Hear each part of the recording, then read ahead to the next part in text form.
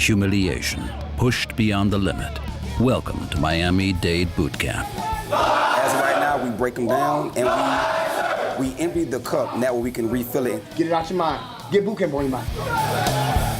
The concept, break them down at all costs until they give in or give up. They see us as robots. We're not people, we're robots. It's crazy. For those who can persevere, freedom beckons. Those who fail end up here. Miami-Dade County Jail. Same prison, different department, different inmates, tougher inmates, the toughest. You're gonna get got to before the officers get here. By the time they do that, you hurt. You hurt, you bleeding, something happened. Murderers with life sentences who know the brutality behind bars. Your life could be taken away easy in prison. Very easy, because you're around 1,500 different personalities. Miami-Dade County Jail and Miami-Dade Boot Camp, certainly the most notorious departments in one of the world's toughest prisons. Miami, located in the southern part of the Sunshine State, Florida. Miami Beach, the culmination of glitz and glamour. Seen and be seen, rich and famous.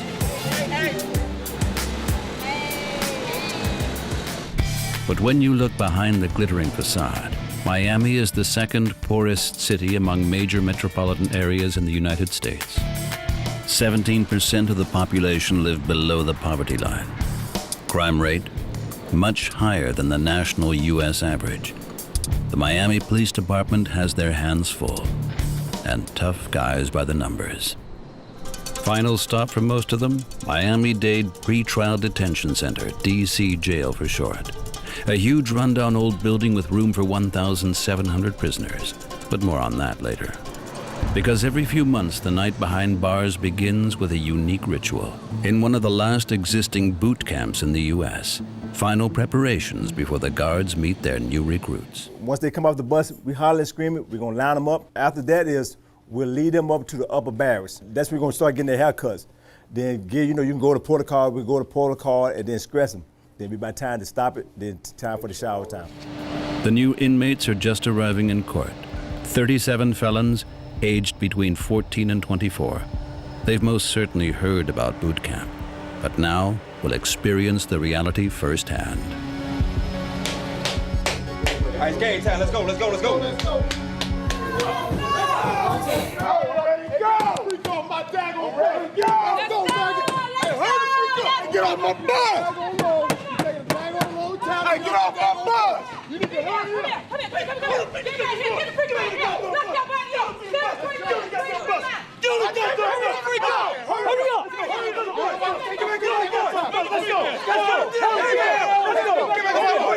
Hurry up. Get on back your freaking out now. Hurry up, sit down. Let me tell you something right now. You ain't feeding boot camp. Do you understand that? That's it. Do you understand that? You didn't get a whole lot of goddamn line on me. Do you understand that? How much do you goddamn bar for? I'm talking to you. Sir, no, hold on, sir. Sir. You better get a whole lot of sticky line. You get a whole lot of goddamn line on me. I'm talking to you. Sir. Sir. Sir. A small taste of what the next months are going to be like here. You already know you freaking leave. All right, sir. All right, sir. Loud in that. All right, sir. Loud in me. All right, sir. Sir, yes, sir. Confuse, shock, unsettle, all to the max. Mission accomplished after only 3 minutes.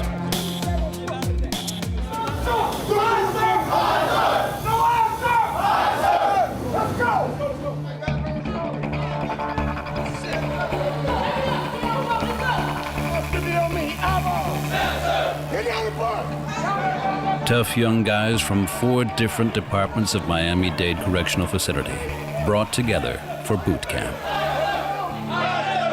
A very special experience. No rights, only obligations. For example, the obligation to uniform haircuts.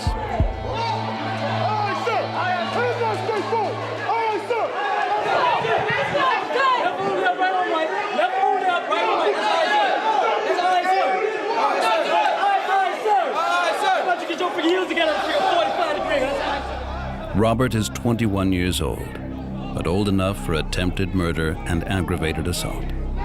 The boot camp, his last chance to escape regular prison. 16 months of constant drill instead of decades behind bars. Younger offenders are given a second chance. But there is a price to pay. Constant drill, harassment, and systematic humiliations in exchange for a sentence reduction. Maybe. Run in place, do it now. Run in place. Now stop. Too many of the boot camp participants can't even survive the first week.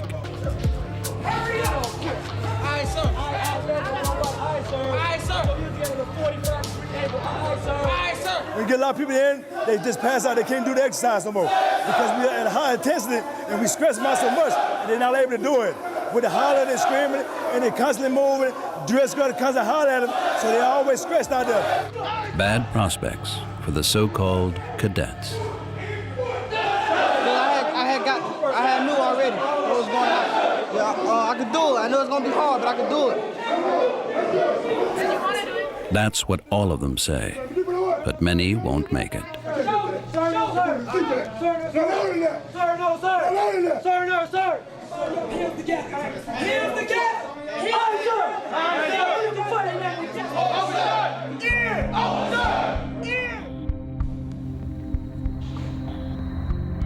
They have to make it through the full 16 months. Otherwise, it was a useless exercise. Whatever you're doing, when they say one, you stop doing it, come back to the position of attention. Do you understand? Yes, sir. Jogging in place, do it now. Yes, sir. Knees up, knees up, knees up, knees up, knees up. 3, 2, and 1. Yes, sir. For 5 years now, Officer Jules Wooden is drill instructor with a passion at Miami-Dade Boot Camp. As of right now, we break them down and we empty the cup, and that way we can refill it and teach them everything we want them to know. When you fail to do what I command, you will be punished. You understand that? Yes, sir. I'm a very angry individual. You understand? Yes, sir. Yes, sir. 5, 4, 3, 2, and 1. Meanwhile, the intake of rookies enters the third hour. Continuous shouting, humiliations, distress and distract. Random targeting, singling out the weak. That seems to be the only constant here. Now, it's time for the victim.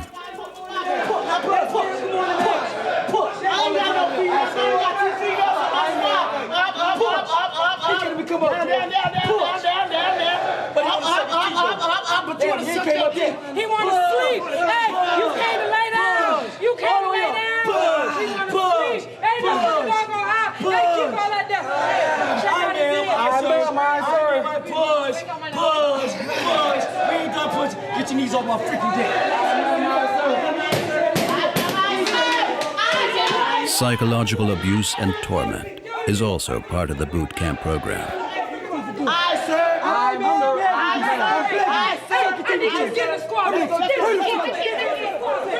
And it won't be the last time. Cadet Giuseppe isn't exactly fit.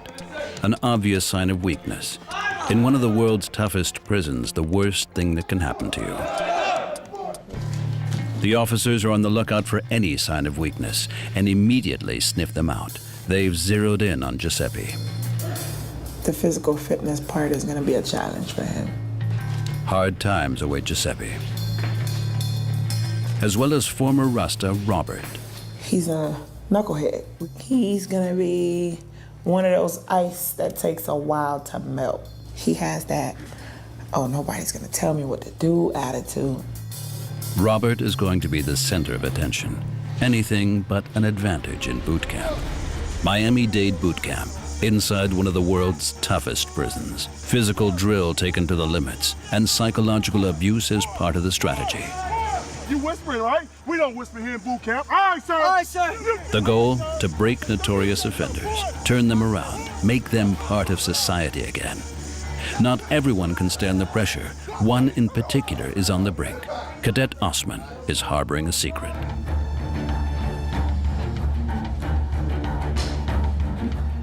drives me crazy.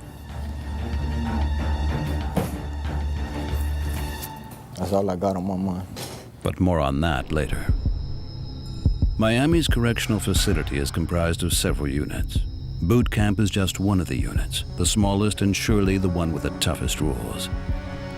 Particularly notorious is also another division, the Pre-Trial Detention Center, DC Jail for short.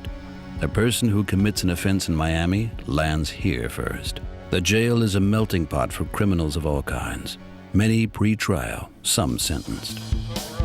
6 a.m., Officer Ivory Williams begins his shift. The 48-year-old Williams has been working at DC Jail for almost 20 years now. It's supposed to be a detention center, despite the fact that convicted criminals are here too.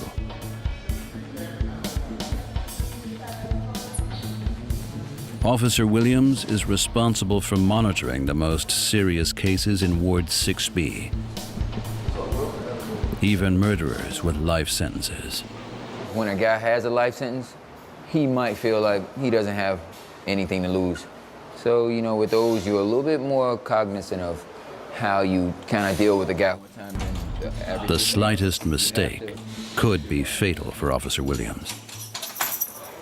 These guys have nothing to live for sometimes, and they will, if given a chance, they will act out irrationally. Ward 6B, anything but cozy. 8 to 16 inmates to a cell. Behind metal bars, so the wardens have visual oversight 24/7. Tough guys, like animals in a cage. They all house the same kind of guys, maximum, the murderers, the rapists, the bank robbers, all of that good stuff. This is cell 6B3. We got dudes in here facing multiple, felony charges. These guys right here is basically facing, the death penalty. The death penalty continues to be common practice in Florida. For some in the cell block, the trial will determine how long they'll have left to live. Currently in the Sunshine State, almost 400 prisoners are awaiting execution, ranking Florida in second place for the number of death row inmates in the United States. And those not expecting the death penalty can expect to spend decades behind bars. That means, in practical terms, locked away 24/7 in holding cells. No privacy. Only once a week the chance to stretch your legs in the prison yard. No wonder aggression simmers just below the surface. That's your last time doing that. Miami-Dade County Jail, Florida. A place with no room for compassion. I feel sorry for them, no. Honestly, some people, I'm sure there are some people who didn't do what they're in here for. There is a percentage. I'm quite sure not everybody is guilty, but for the ones who did, no. And so the inmates spend their days and nights behind iron bars in Miami's infamous jail. The narrow cells, a reservoir for dangerous criminals. The inevitable close quarters, stoking aggression. Plenty of time to craft homemade weapons and harass fellow inmates. I've seen just about everything from gang fights, stabbing, shanks. When we say a shanking, that's basically a homemade or jail-made knife. And when we say somebody got shanked, that means he just got stabbed or, cut up or whatever, he's bleeding out. Someone else who has pretty much seen everything? Torrance, 45 years old, murderer. Sentence, life. He will most likely never get out of here alive. He has been in prison since he was 16 for more than 29 years. Torrance committed his crimes as a youth. The list is long and brutal. First-degree murder, 3 attempted murders, armed robbery with a firearm, and a shotgun. Which is why he has been behind bars for nearly 3 decades. He has learned to stand his ground. I've been incarcerated for 29 and a half years, and I never had the chance to be around other juveniles. I was sent around adults. I had so many charges and capital offenses, they tried me as an adult. So I was sent to adult prison at 16. So I was in a new environment where I had to cope and had to survive because I'm around guys that been incarcerated 40 years already and 30 years. And it was a self-experience, you know. I survived it without becoming a victim to what was going on in that environment. And I made it, you know, with the grace of God, I made it.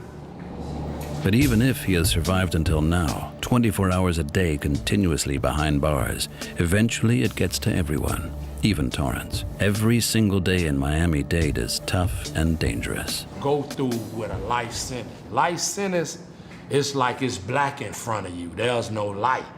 You know what I'm saying? Like the average inmate, if he have a date where he's being released, he have hope, you know, and he got light in front of him, he could see. But with a life sentence, if you're not strong mentally, you'll get caught up in a lot of things that go on in the prison system. A lot of guys, homosexual activities, they gang banging in prison. Now, and your life could be taken away easy in prison. Very easy, because you're around 1,500 different personalities. And who's to say this guy gonna wake up this morning feeling like how you feel? So you got to be real careful in prison. Torrance knows how to get by, yet he clings to the small chance that he might make it out one day. Because of changing laws, his life sentence may be appealed. Still, the chance to be released, minimal. Back at boot camp, it's 3:30 a.m. It's been a week since the new recruits arrived. Each day has a strict and uncomfortable schedule to adhere to. 4 a.m. sharp, wake up. Get online over there! Hurry up! You got 10 all day! Stop moving! 6, 5, 4, let's go! Quickly! Quickly! And 1! Count off! From a deep sleep to wide awake, that is boot camp. Torment for Giuseppe, a convicted thief. It's never too early to punish mistakes. Do it! Do it now! Count up! Count up! Count out now! 5, 4, 3, 2, 1, you still on push-ups! Push! You push! Push, down. Get up, count. You gonna miss your count. Get up, count. Execute commands to the T, zero tolerance. Ex-dreadlock guy Robert is too slow as well.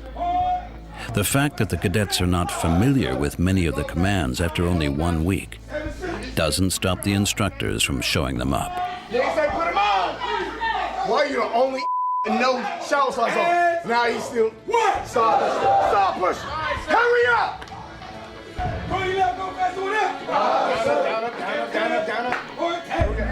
Looking for us. Make me look. Make me happy. Look! The officers are especially unhappy with 18-year-old Osman. Too slow, too sloppy. They are going to let him know. Face! Clock and drive!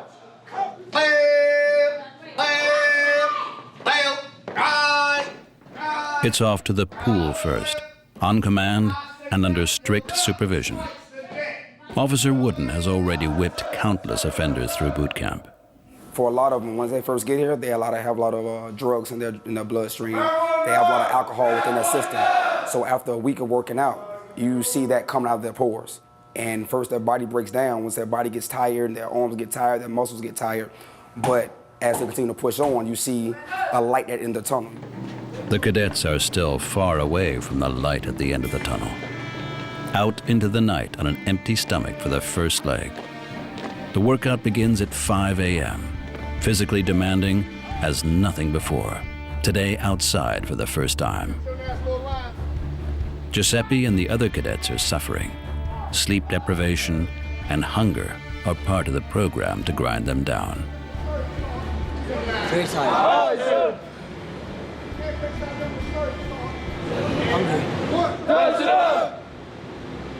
Hard physical training on an empty stomach. The cadets reach their limits pretty quickly after wake-up. Inmate Robert is battling against his exhaustion and hunger. Craziest feeling ever. No breaks are planned during morning workout. Only when the body fails due to complete exhaustion is the mind ready for unconditional surrender. At least, that's what the officers think. Giuseppe continues to fall further behind during the running. Any sign of weakness is a magnet for the instructors. I say something, you say something. New kick. Push. All right, sir. All right, sir. You got all the way. Ain't nothing. All right, sir. All right, sir. On your feet. All right, sir. All right, sir. Hey, push you in out. All right, sir. You gonna see me whisper? You whispering, right? We don't whisper here in boot camp. All right, sir. All right, sir. New kick. Now, you a whole lap behind, which means you got to sprint around and catch up with everybody else. Let's go! All right, sir. After 1.5 hours of a hard physical workout, the cadets are finally allowed to take a short break. By now, Giuseppe has figured out that his slowness wasn't the only thing he was punished for. I was talking while I was running. Give yourselves up. Talking is never good here. Giuseppe isn't the only one who is completely exhausted. Others are in despair as well. I think it's unnecessary. You could be hurting yourself and they still don't care. Serious injuries during boot camp are not uncommon. Fatalities due to exhaustion and physical abuse have also occurred in U.S. boot camps. Nevertheless, no pity to be found here. He said he felt weak, he didn't want to run. So because he didn't want to run, it's no problem, get in push-up position. But a lot of times they feel like that. They don't want to do it. When they don't want to do it, that's their excuse. Most of the recruits have understood that showing weakness doesn't get them very far. So they learn to suffer in silence.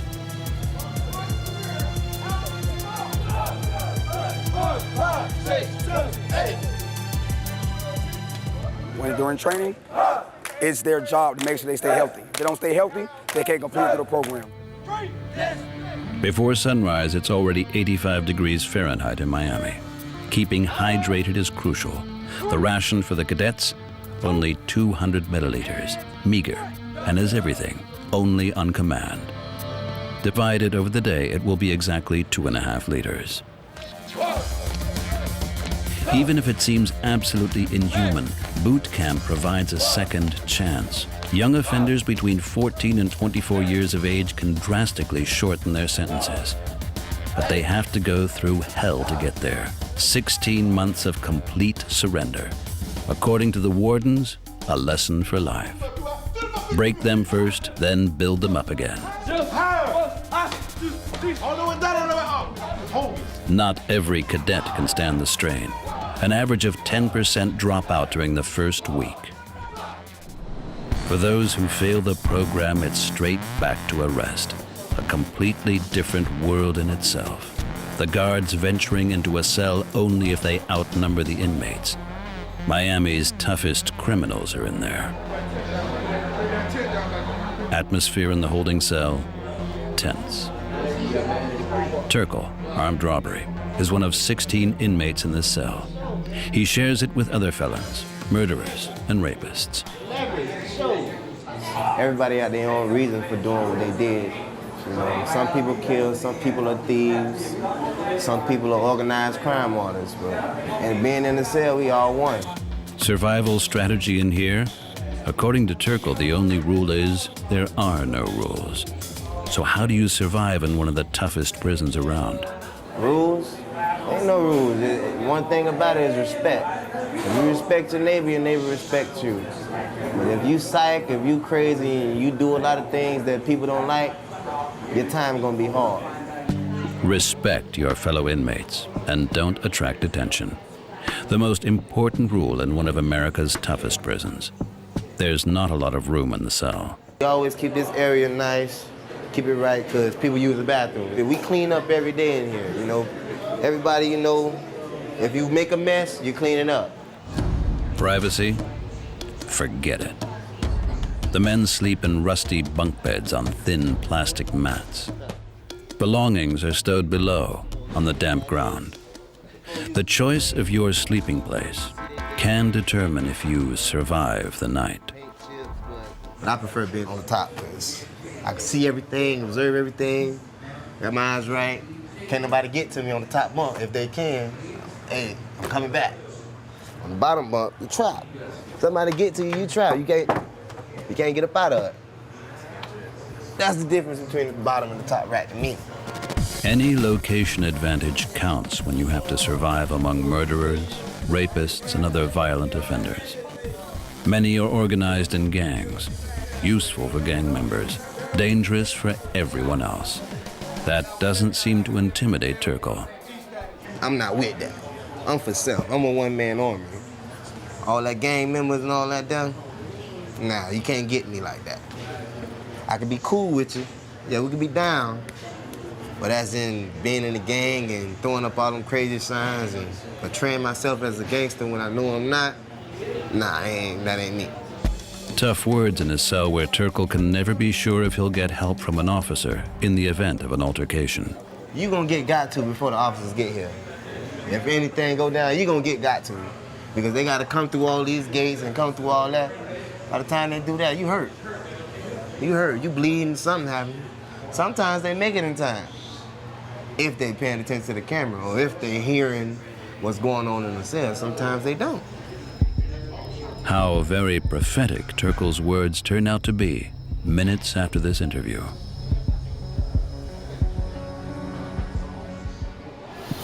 Alarm in Turkle's cell. Brawl among prisoners. One of them has a black eye and is taken away. It's Turkle. What happened? Did he say something wrong? We'll find out later.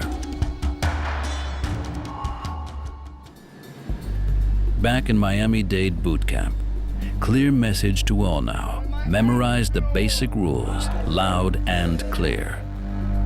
But Cadet Osman can't concentrate. Aye, sir. Sir, as for general order is, I will not use tobacco products, illegal drugs, and or alcohol. Stop, sir, done, sir, done. So you got everything other than doing the right thing on your nasty little mind. That's how smart you are. So get all that crap that's on your mind off your mind and get boot camp on your mind. So you can get past this, get through this, and become a productive citizen. That's what you're expected to do. That's what the judge wants you to do. I don't even know why they gave you the opportunity to come here. But you got all that on your mind. Get it out your mind. Get boot camp on your mind. Do you understand that, son? All right, sir. Kind of freak out. The drill sergeants have quickly recognized Osman's learning difficulties. Despite this fact, he gets no special support, only special hardships. Cadets who are unsure of themselves or anxious attract the instructor's attention. One after the other, the officers take the 18-year-old to task. Why Osman is unfocused? The photo falling out of his locker could be an indication. But for the officers to deal with it would be to deal with the people behind the crimes. That doesn't happen here, according to Cadet Robert.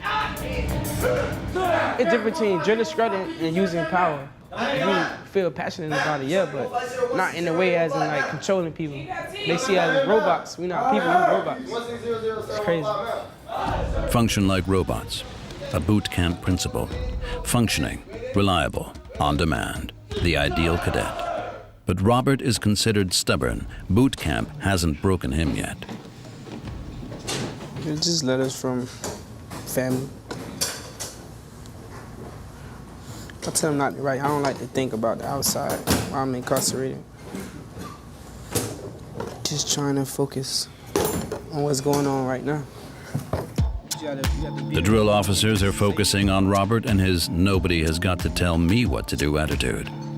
Besides, his list of offenses is 2 pages longer than the rest of the group's. Attempted murder, aggravated assault, fleeing and eluding. No, I don't regret it at all. It's happened, it happened. I can't take it back, can't press the rewind button, so I don't regret it. Just a mistake I made. Just know better next time what to do. Under normal circumstances, he would be serving a 30-year sentence for those offenses. But the judge saw potential in Robert, although not much of that is evident right now. Just certain limits you shouldn't push people to. It's not that hard. If he really wants to change, improve himself, only time will tell during boot camp.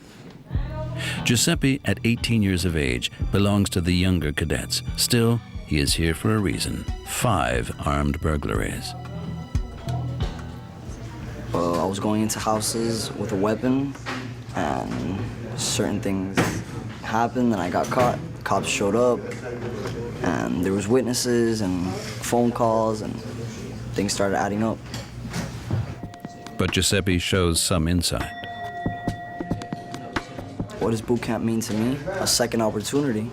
If it weren't for boot camp, I could be doing God knows how many years in prison. And prison isn't a nice place. Talking is forbidden in boot camp, at all times, no matter with whom. Therefore, Giuseppe is now in trouble for the 3rd time. Getting smoked is boot camp slang for some serious physical activity. Let's go. Aye, ma'am. Aye, ma'am. Aye, ma'am. Aye, ma'am. Push, push, push, push. Push through it, push through it. You gotta get off the deck, son. You gotta step. Get on your feet, on your feet, on your feet, on your feet, on your feet. Do you know what we doing? Do you know what we doing? Yes, ma'am. What are we doing? Osman knows boot camp punishment as well. The drill instructors know he is one of the weaker links. Today, the 18-year-old is far away with his thoughts. He has recently become a father. It's a great feeling, but it's a bad feeling knowing I can't be there for her right now, at this moment. 2 months before the birth of his daughter, Osman was arrested. The 18-year-old allegedly stole cars and robbed a bodega with his accomplices.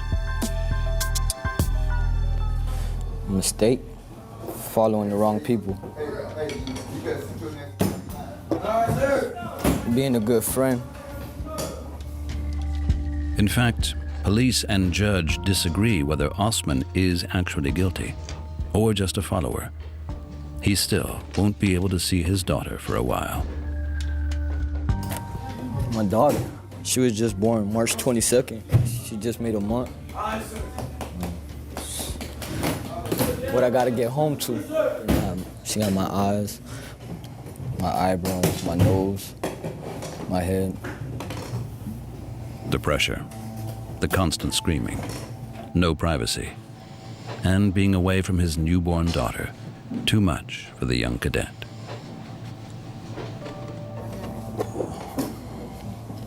It drives me crazy. That's all I got on my mind. I gotta make it. For Osman, a lot is at stake. No mistakes are allowed, and you have to follow all the rules to survive boot camp and walk out of here as a free man after 16 months. And there are many rules. One of the most important to remember: every sentence begins and ends with "sir," and never look the warden in the eye. Freaking step off that way, and you don't go freaking back that way. You understand me? All right, sir. All right, sir, say something. Sir. The daily routine is just that, routine, brainwashing and workout. The constant repetition of all the rules should provoke the cadets. Whoever is angry makes mistakes, and mistakes are punished. Every movement must be fast, every answer loud and clear, true to the motto. Yeah, boot camp move like what? Like it, sir. Sound like what? Thunder, sir.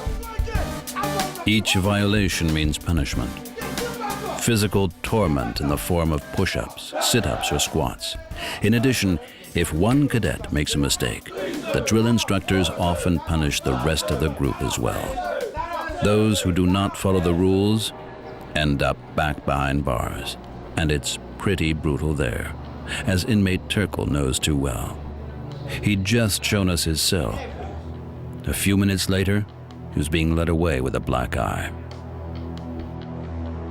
What happened?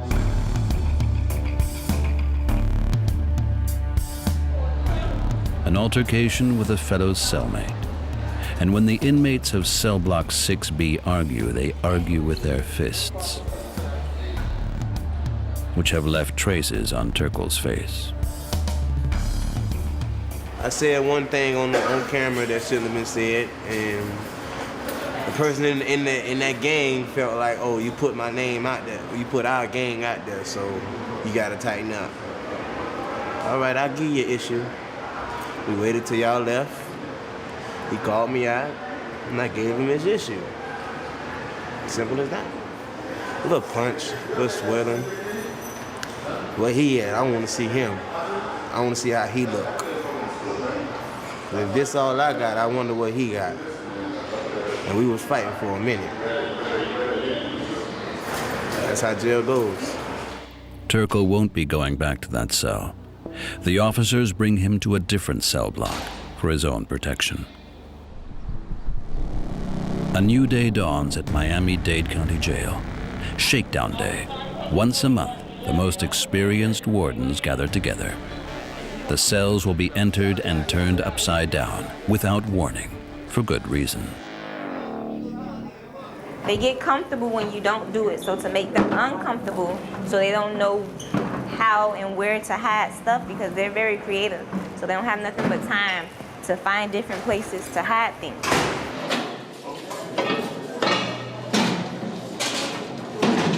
Let's go. Head count. Everybody out. Let's go. Come on. Everybody has to leave the cells. 10 officers are on duty. 3 to pat down the inmates and to monitor them.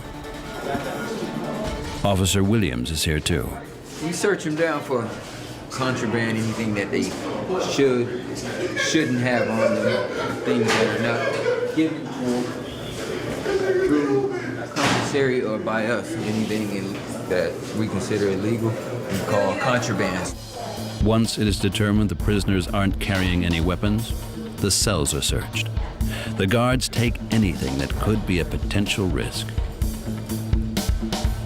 For example, misused bandages, which the inmates can use to strangle themselves or others.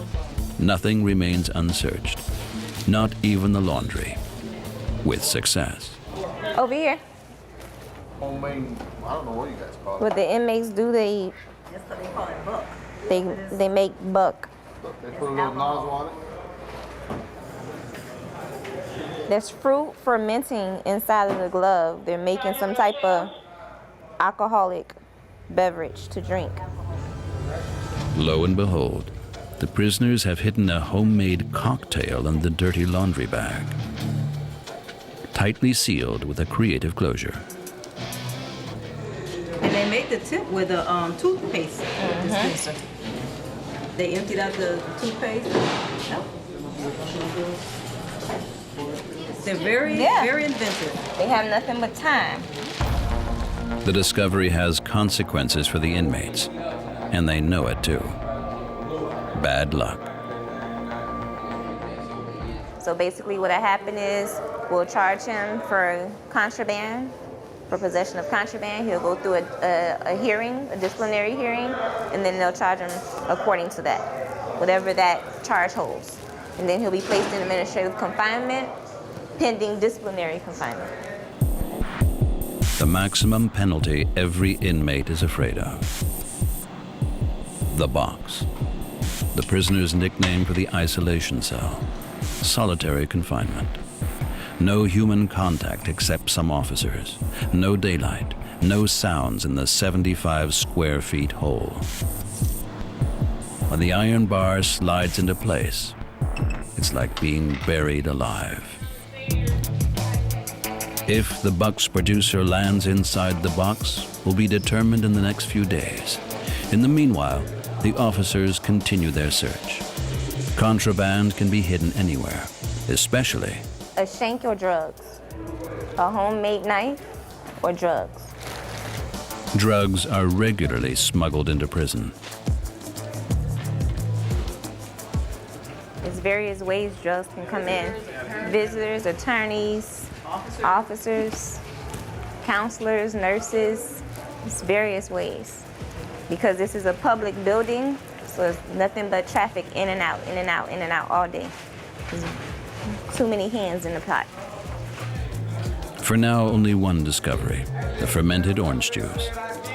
Inmates file back into the cell, and the door closes.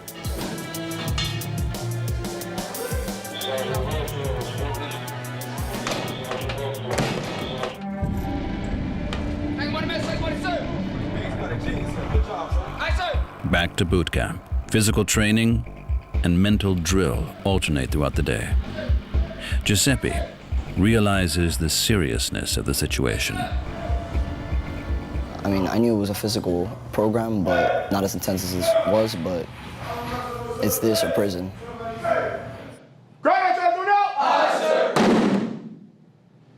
You got one that want to touch his chair at the last minute. One screwed it all up. Secure that trash, do it now! Aye, sir. 5, 4, 3, 2, and 1.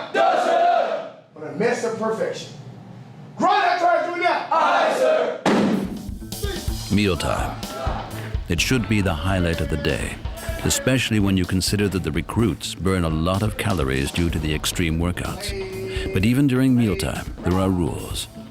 Many unusual rules, without rhyme or reason.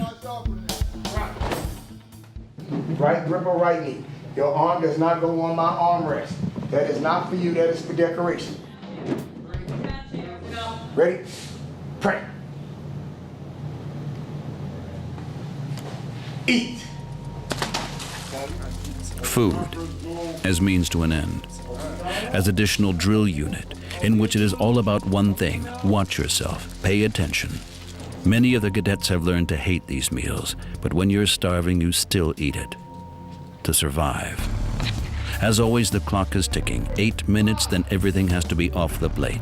Eating, please use only one hand. Why? No good reason, except that it's less comfortable. Constant physical activity makes the recruits hungry, but the administered amount of calories is calculated. Enough to survive, not enough to satiate. Robert has given up thinking a boot camp meal will fill him up. Just to survive. I don't eat oatmeal, I just eat it to be full. One of the cadets appears to get it right. Just put it in my stomach, and that's it. Quickly, willingly, without question. Like a robot. The same applies to the drill instructors. We don't drink, we don't talk, we don't socialize, we don't crack a smile in front of them at all. Drill instructors mean business, and they gotta understand that drill instructors mean business. Miami-Dade County Jail and Miami-Dade Boot Camp, two of the world's toughest prisons. In boot camp, 16 months, psychological and physical torment. The three things that count most: discipline, discipline, discipline. Whoever doesn't fall into line is forced into line. Many break under the pressure. Miami-Dade Pretrial Detention Center, DC Jail.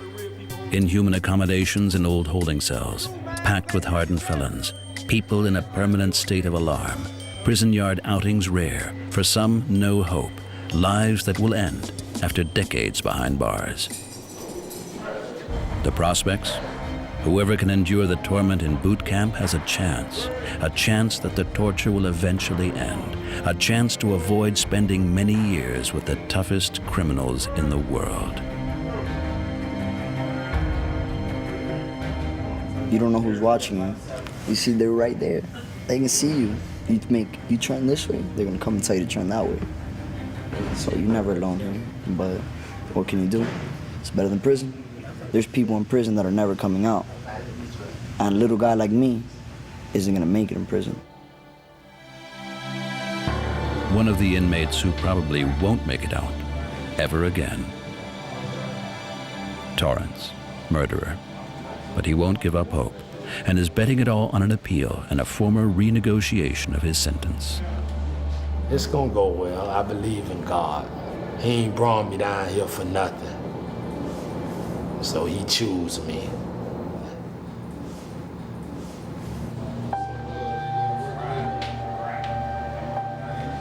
Turco, the robber, is getting out. In a year, enough time to dream about the big things and little things. I see my life doing big things when I get out there. I don't plan on coming back to jail. I plan on having a job, getting a house, getting married, doing all the things a regular human is supposed to do. Osman has only one goal, getting through boot camp so that he can finally hold his daughter in his arms. I see my future in a good place because I have the chance for my daughter. And also, I have a dad that really cares about me. He's been trying to make me do the right thing for a long time, so. And Robert, he's not so sure if he'll make the transition to a legal existence. I'm gonna try to change. I'm gonna try. That's all the best thing you can do, but I'm gonna try not to fall into the same jungle. The next 16 months will determine which of the cadets will survive, which of the cadets will use this last chance. The best case scenario, you have 37 cadets that are here now. All 37 go home, live well, become doctors and lawyers. But reality, it's not like that. Worst case scenario, you have many that will go to prison. You have some that will get out and will die. And you have some that will go back to the old way of living. Only time will tell, and only the future will know what happened. A future in freedom or behind bars in Miami-Dade County Jail and Boot Camp, two of the world's toughest prisons.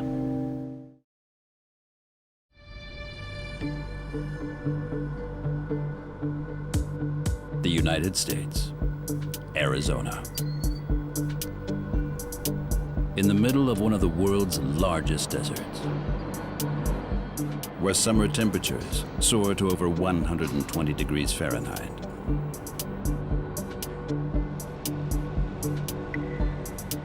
Often plunging at night to a mere 16 degrees. Right here lies a huge penal facility.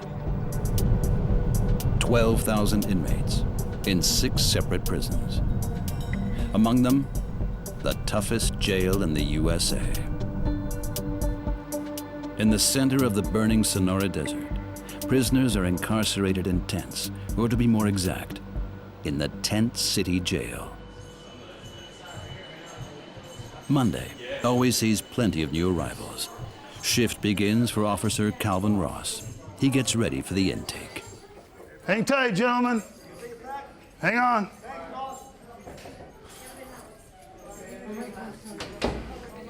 A number of new arrivals are already waiting in the admission cells. 20, 21, 22. Are these all ready to go then, or no? Yeah.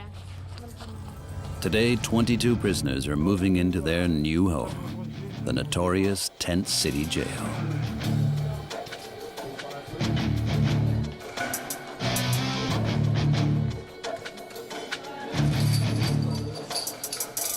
Gentlemen, listen up, all right? When I call your name, step on out, all right?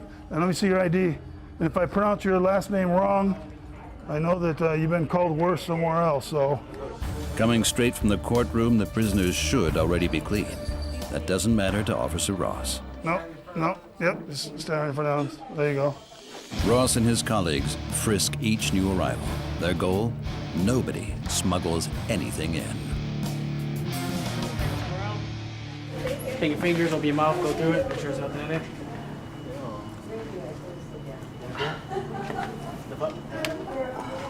All right.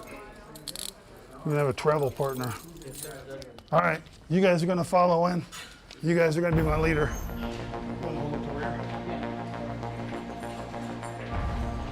Monday is rush hour in the admission facility. The number of new inmates is enormous after the weekend. Arizona is known as the U.S. state with America's harshest judicial system. Even a petty crime can land one behind bars.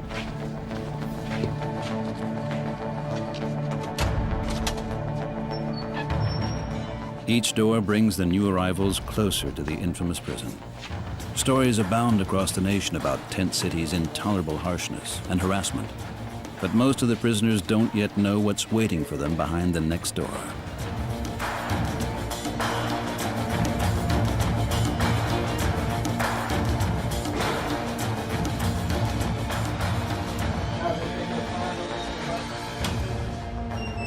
say for the officer to call your name and give you a bed assignment.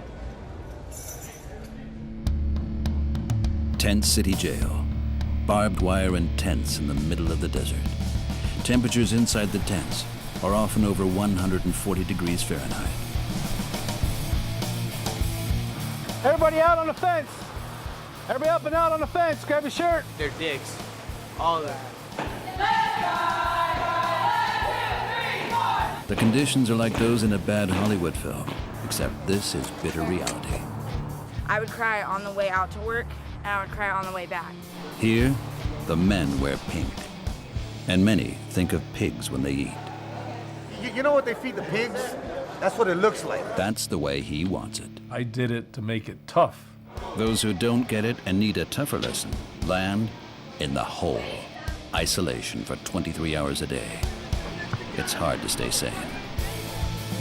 Anything can set it off. 1 minute it's calm, blink of an eye, then all of a sudden they're fighting. I'd rather be in any other jail than be here. Behind bars, in what could be the USA's toughest jail. Those incarcerated in Tent City in the Arizona desert first learn about the special dress code.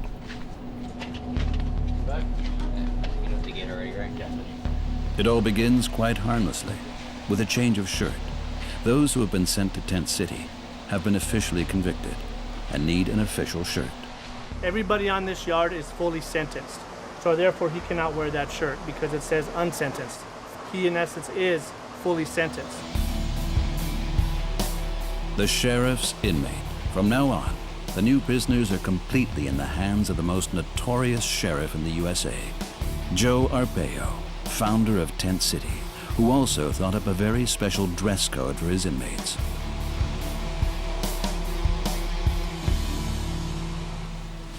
Because from now on, pink is in. Not only for Tent City's female prisoners, but for the males too. Pink towels. And pink underwear. For all prisoners, pink is mandatory.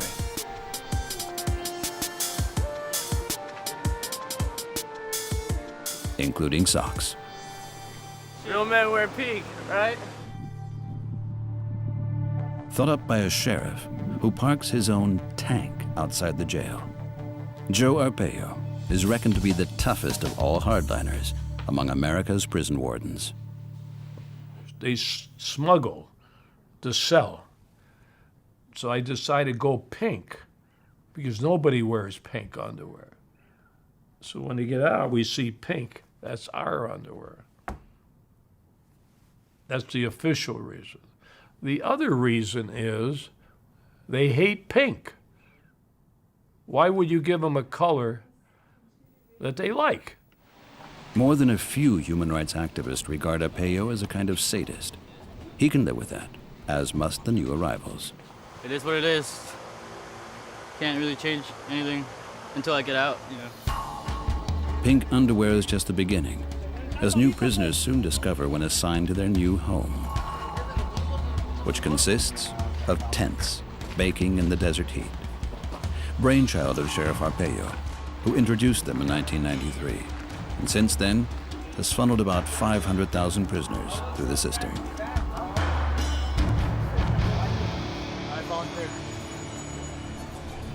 The tent city behind barbed wire and a high fence has capacity for 2,000 inmates. Arpaio dreamt up a highly cost-effective facility and found old Army surplus tents from the Korean War. Each tent houses 22 inmates.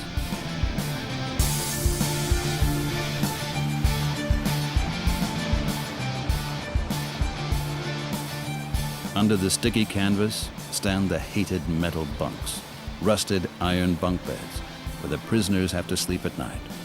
For those who break the law, Sheriff Arpaio knows no mercy.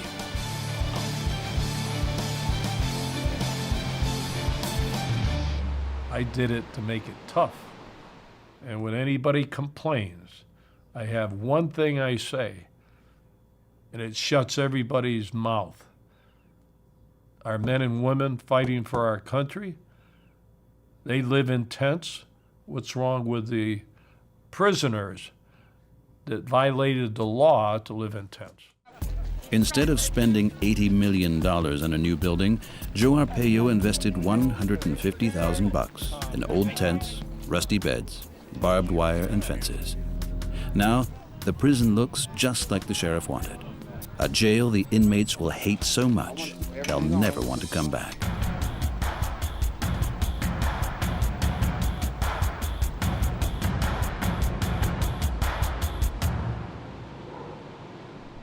But it's not just Arpaio's rules that make this jail so harsh. It's also the hostile environment in the blistering heat of the Sonora Desert, making it a hellhole for every inmate. In summer, the mercury can hit over 140 degrees inside the tents.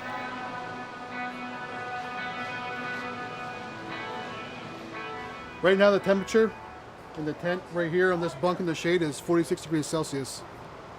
The rooftop, 60 degrees Celsius.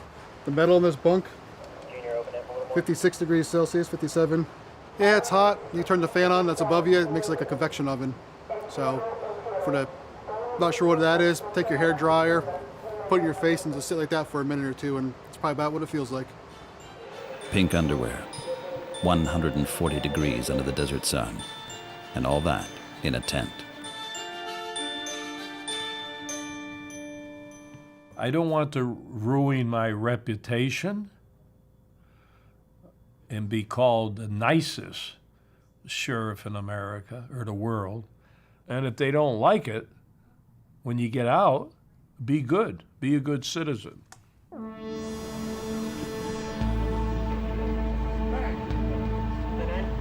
4 a.m. Night in Tent City is over. All arise for the morning shift.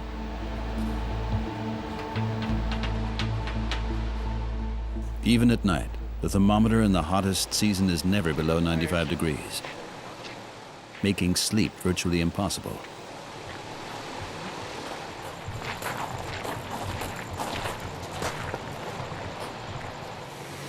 The night is also over for 21-year-old Freddie. Like all the other inmates, he must go to work 7 days a week. Freddie is serving 1 year for illegal possession of weapons and drugs. Anyone who is quick in the bathroom can catch a bit more sleep in the prison's only air-conditioned room. Get up, take a shower, brush your teeth, shave, sit here for about an hour and a half waiting for work. And once they call you, go to work. Every day the same thing. But yeah, I'd rather be at work than be outside right here because it's hot, it's too hot, I can't even sleep.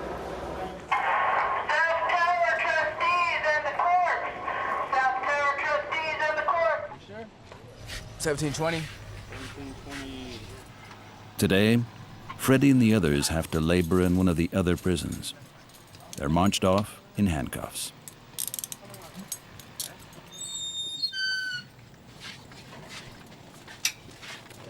But today, the group doesn't get very far.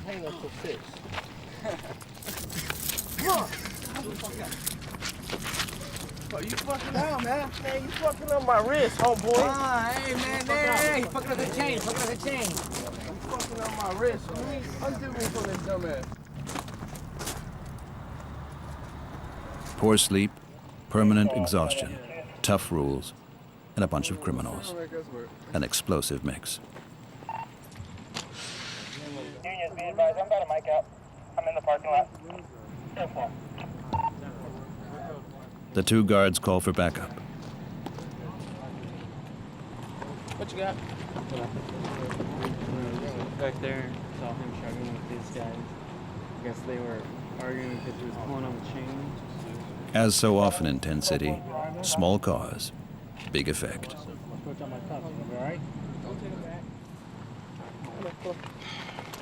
Little Piranha tried to get feisty right now. That's what happened. I don't know. He doesn't. He's not a morning person, so I don't know. He just got mad. Any breach of the rules is rigorously punished. The initiator will spend the next 30 days in the dreaded hole. Daily routine behind bars.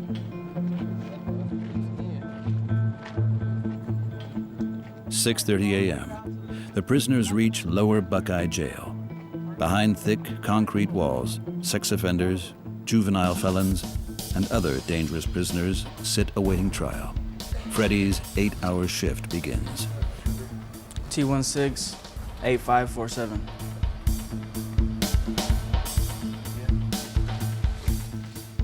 As a so-called trustee, he must perform menial tasks. I just gotta sweep and mop, pick up all the clothes that are around the bubble over there. I have to check out the trashes. Hardly a dream job, but at least here inside, it's cool. No, I'd rather be here. In the daytime, it's really hot, dude, like really hot. The first day I went to the tents, I almost passed out just for working out. I did just a little bit of push-ups and stuff, and I almost passed out doing it. Fainting in the heat, no rarity in Tent City. Least of all in the female tent tract, and what is known as the chain gang. 22-year-old Katie is getting ready for just such an activity in the burning heat, and in chains. Chain gang, hoorah! It's really, really hot. Really a lot of sweating. Some girls, sometimes when we have newer girls, they get a little sick sometimes because they're not used to being out in the heat. A chain gang means forced labor in chains, a method harking back to the times of slavery and widely used for prisoners well into the 1950s. Nowadays, hard labor in the chain gang only exists here in Arizona, and needless to say, in Joe Arpaio's jail. Katie and Jennifer, her fellow sufferer, prepare the steel hobbles. You got it? No,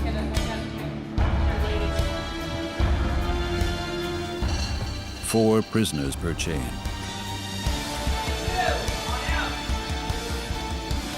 Once the hobbles are firmly attached, the female guard drills them on the rules. Okay, rule number 1. I will be a model inmate. Say it again, I can't hear you. I will be a model inmate. When? At all times. Anyone who doesn't blindly obey the 10 prison rules is asking for trouble. I will maintain all my property in the provided 2 property boxes. Ready, front. Mark time, march. Ignorance of the rules means getting chopped from the chain gang. And for those prisoners sitting in the hole, it's the only way to work their way out of the dreaded solitary confinement.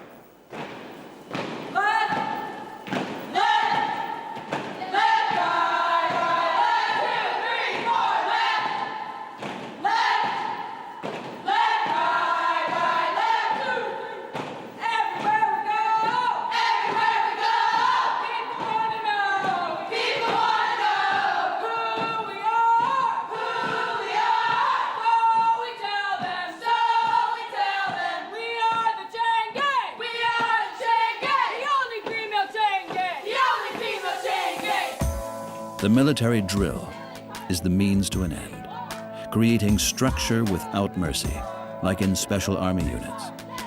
Every step is prescribed, and under the strict gaze of the female guard, nobody better break ranks.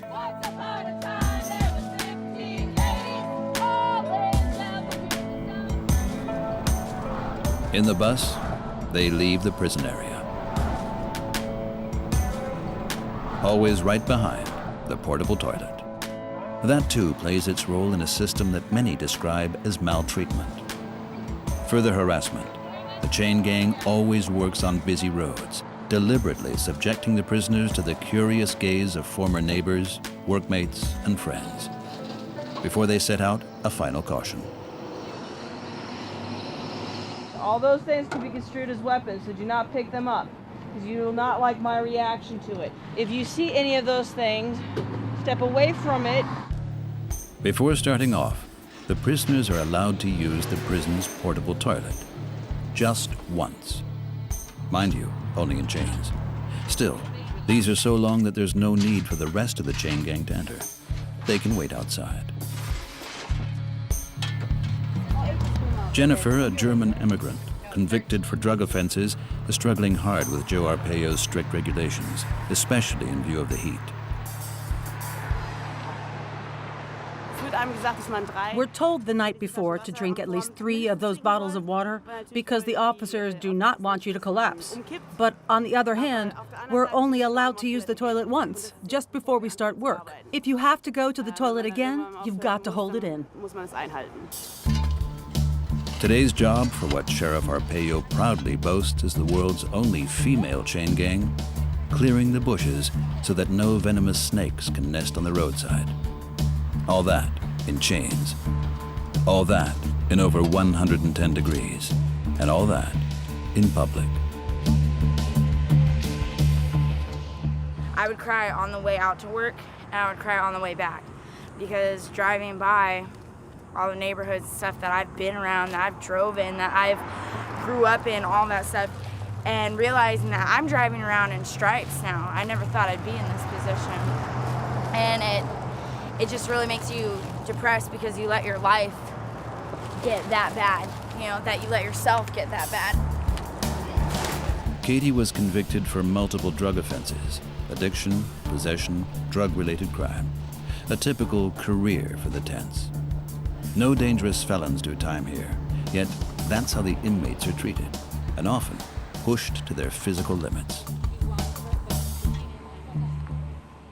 You want any water over your neck? No. Okay. Jennifer, attached to the chain gang, finds it aggravating that the sheriff and his officers are so proud of their methods. I've never experienced anything like this before.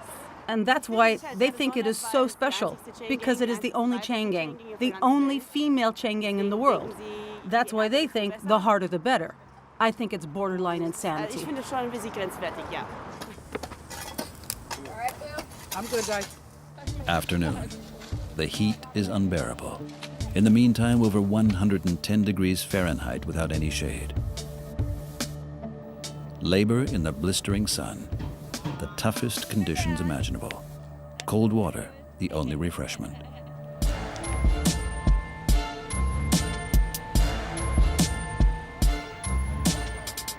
There are wet towels, naturally in pink.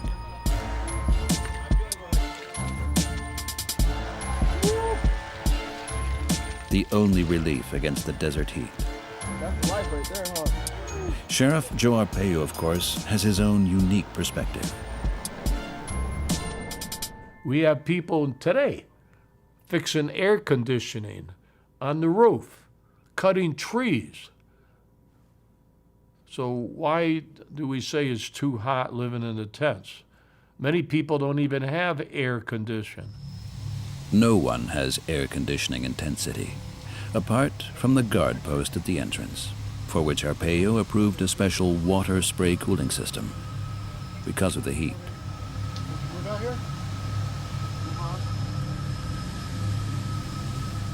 On days like these, most inmates lie listlessly in their cots. And even this supposed calm is soon to be disturbed, since constant disturbance is part of Joe Arpaio's concept. A task for the Special Response Team, the special unit behind bars, SRT for short. Part of their standard equipment is the taser, an electrical shock device that, in an emergency, can put prisoners out of commission within seconds. We use it a lot just for display. Just to let the inmates know, hey, we're here, we do have a taser present. The inmate quickly gets a change of behavior. And they're like, I'm sorry, I won't do it again. So when it is used, it's pretty effective. It's important for Arpaio that his team knows how to handle the taser. That's why the nearby Sheriff's Training Center even offers taser training. The electric shock weapon consists of 2 power units. This enables it to be immediately fired twice in succession. When fired, 2 metal needles bore under the skin and transmit an electric current. To ensure that the metal needles remain in the body, they're fitted with barbs. The security forces call the taser less lethal. And when that happens, you can see, you can hear, you can think, you just can't do anything about it. So if you're standing and you get tased, you're gonna fall over. It's not the taser that's gonna kill you, it's a secondary injury of being tased. So bouncing your head off the toilet or off the table or even off the floor or the wall, that's what can cause serious bodily harm or possibly death. The taser, however, is not mandatory for the guards. Each officer can decide for himself whether he wants to carry it. SRT briefing session. Okay, today we're going to go over to Tent's jail. Over there, monitor the inmates, see if you notice anything unusual, anybody grouping up, anybody quickly hiding something, you know, if they react funny to us being there. Otherwise, we'll just find a couple bunks, search them randomly, and see if we come up with anything. Wake up, gentlemen. Everybody out on the fence. Everybody up and out on the fence. Grab your shirt, grab your sandals, let's go. The SRT uses the element of surprise so that the prisoners don't have a chance to hide anything. Keep your hands behind your backs, gentlemen. Behind your back, sir. Not your head, your back. Thank you. The inmates have to line up at the fence. The tone of voice, rough. Opposition, not tolerated. A little bit, scoot down. To the right. Good right there. Walk your feet back towards me. Everyone is carefully frisked. The guards know from experience that the prisoners could have hidden things virtually everywhere. I found one was a kite, or what we call a kite was a note on a murder hit from one of the Mexican mafias or one of the big gangs in the area. They were looking to go and actually kill somebody. The SR team goes through everything, thoroughly, and without any respect for personal privacy. Every find entails drastic penalties, anxious moments for the inmates. If they're found with anything, the hole awaits them. The hole, the name given to the lockdown cells, is located in the neighboring Towers Jail.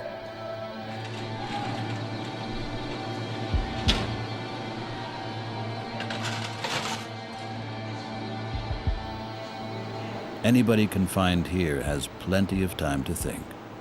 Lockup, 23 hours a day. Open cells, only 1 hour a day. No privileges. 3 inmates share a tiny cell.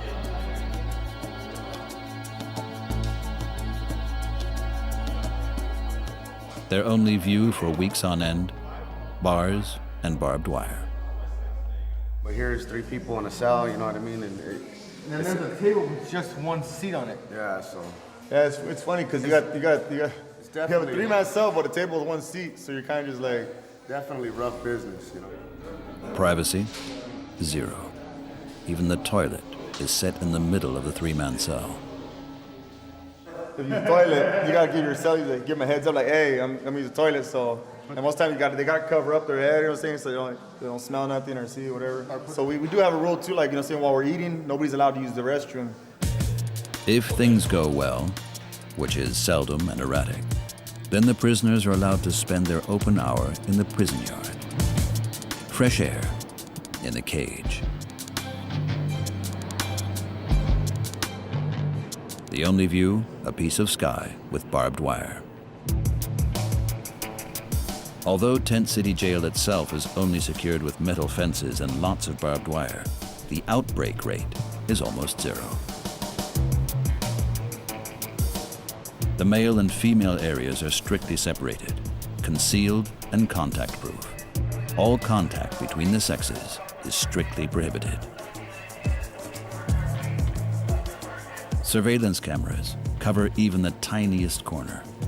In the security areas, the guards can follow everything precisely on high-resolution monitors. No movement escapes their watchful eyes. In the common room, an officer keeps watch in the bubble, a wire cage. And there are further security measures. Doors inside the prison have normal locks, but the gates to the outside world can only be opened and closed by remote control. The SRT is on the alert for unseen weapons, dangerous objects, and drugs. The prisoner's every possession, be it ever so small, is carefully inspected. Every potential hiding place examined. Yeah, they get pretty creative. I gotta look for holes in the mattress. They could hide stuff inside of it. You know, there's a lot of foam in here. It's just endless, the amount of places they could hide stuff. Apart from inside the mattresses, popular hiding places include under the tent roof or on the lamps. However, this time, team leader Garner makes a find in the lower bunk. So, even something as simple as these pencils. These are small little golf pencils that they're issued. If we wanted them to have long pencils, we'd give them to them. But for comfort, they make them longer themselves.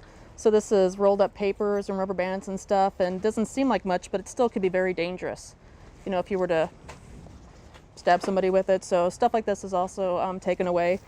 The elongated pencil doesn't yet constitute a weapon. Lucky for the owner, who can stay out of the hole. Lots of prisoners also hide cigarettes, since smoking is banned in the whole of Tent City. The next find waits underneath a bunk, and, as opposed to the pencil, this one has implications for its owner. They're keep-on-person meds, but they didn't belong to the person who was assigned to that bunk. So it's just one's aspirin and the other one's ibuprofen. Somebody just handed them off to their friend when they left. This violation will have consequences. You Nicholson? Yeah. Yeah? Come over here, have a seat, man. Other side of the table.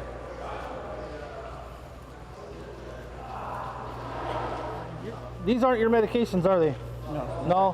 Where'd you get them from? The guy because I had hurt myself at work or whatever, and he was like, I got some ibuprofen, and I was like, cool. He was like, hold these for me in my locker. So at first I was holding them for him in my locker. He got rolled up, like. If they're not prescribed to you, you're not supposed to have them. Punishment in the hole is mercifully overlooked. Probably just restriction, like visitation restriction for just medications. The prisoner was lucky. No hole for him.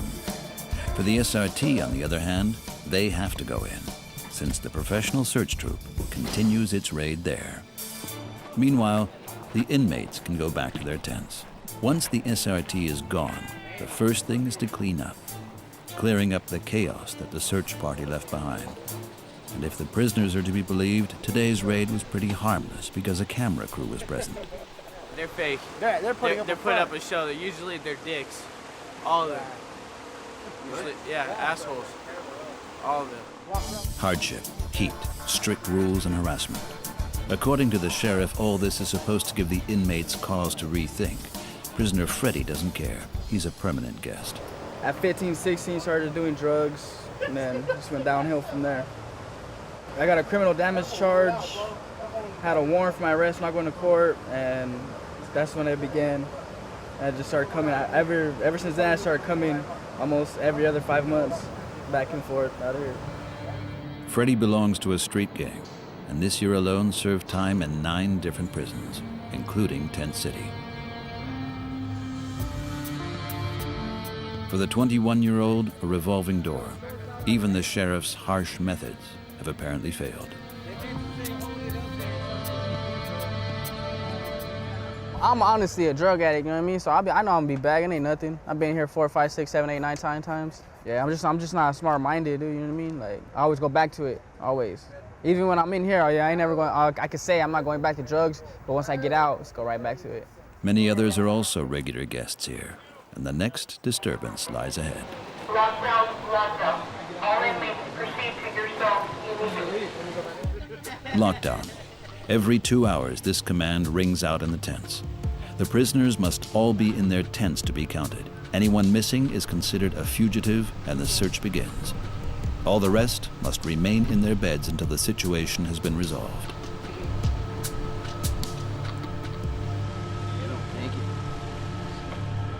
Towers Jail. The SRT has meanwhile arrived at the tract containing the cells of the hole. The special unit gets to work.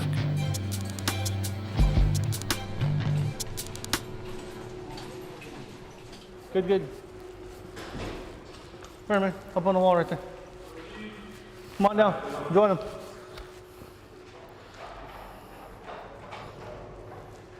Go ahead and stand next to him. Everybody get down.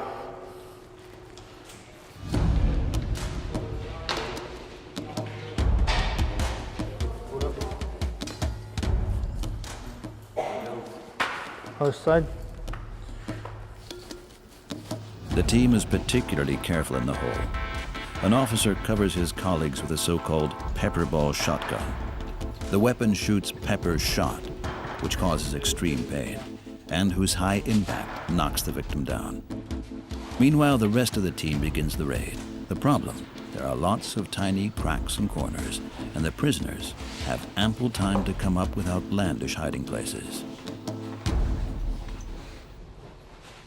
We've had a lot of rash lately where they take razor blades out of their razors, dismantle them, and they put them and paste them behind the flag on the wall because it's just a sticker. So they'll peel it up, stick the razor blade there, and re-secure it against the wall. The special cops search thoroughly, but today's yield is limited.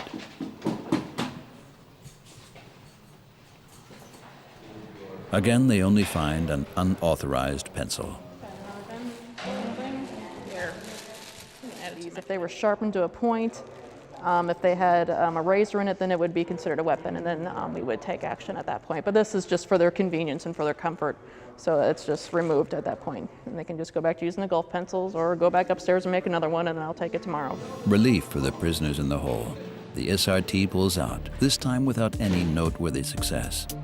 That this is far from always the case can be seen by the findings from previous raids. Self-made knives, lighters, and drugs. Since cigarettes are strictly prohibited in the tent jail, they count as hotly traded contraband. Afternoon, the day shift returns from work. Hundreds of prisoners in handcuffs wait for admittance at the side entrance.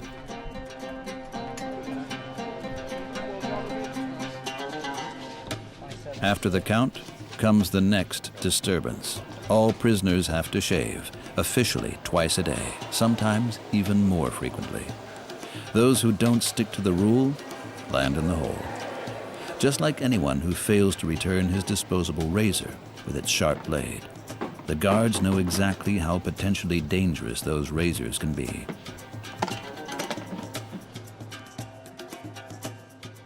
They'll flick it on the ground like this, and this breaks off, and then you just slide the blade out. If just one of them fails to return his razor, Arpeo's guards punish all the inmates. So you go in, you get a razor. You come out, you better have a razor on you, okay? If not, we search you, lock down the whole yard, no movement, phones are off, television's off, no privileges until we find that razor. See the last one.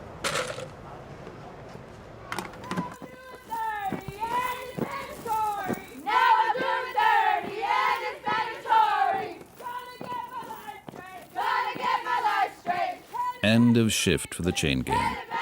After hours in the sweltering heat, the women return to the toughest jail in the USA.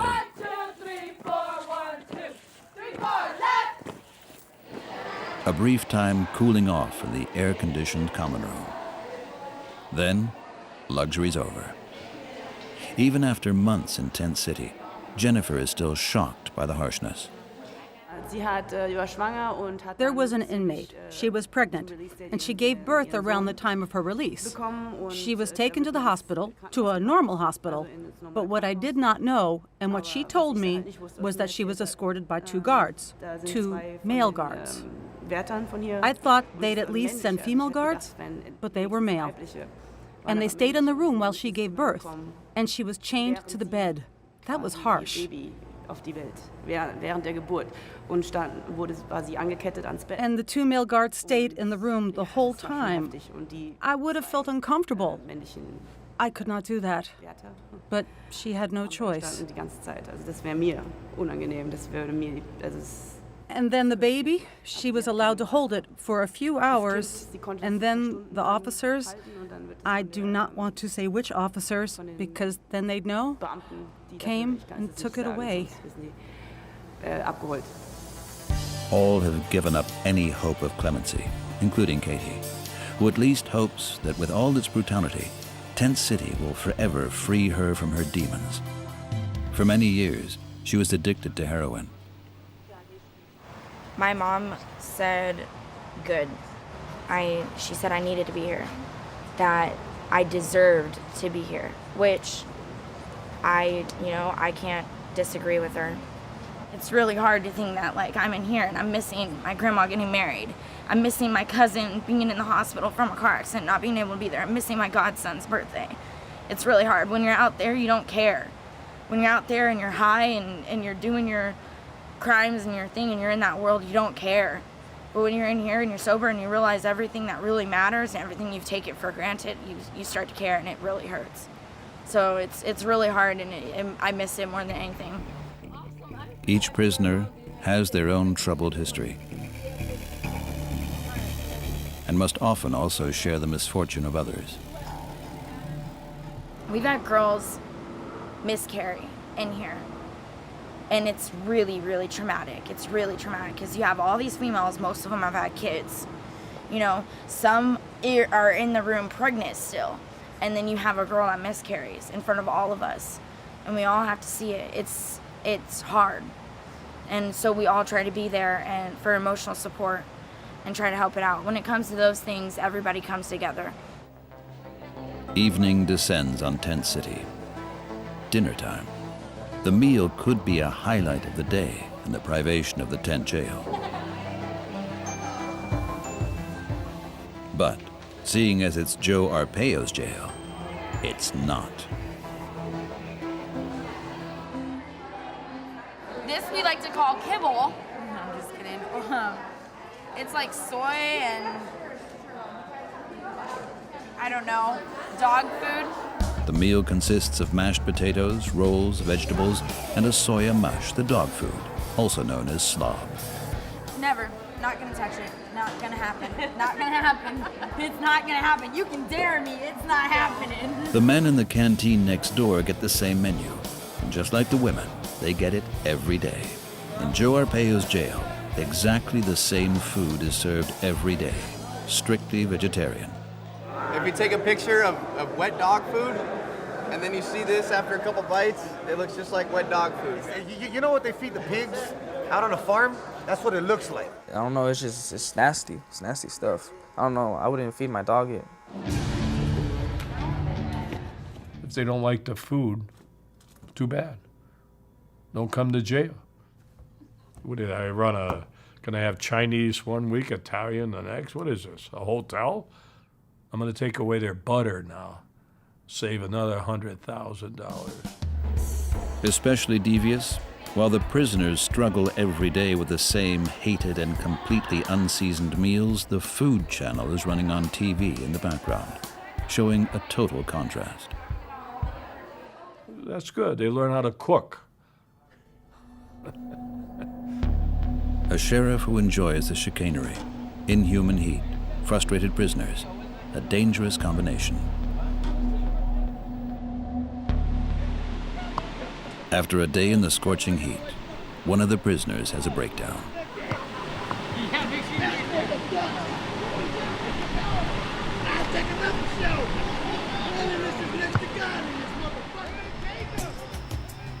The consequences come swiftly.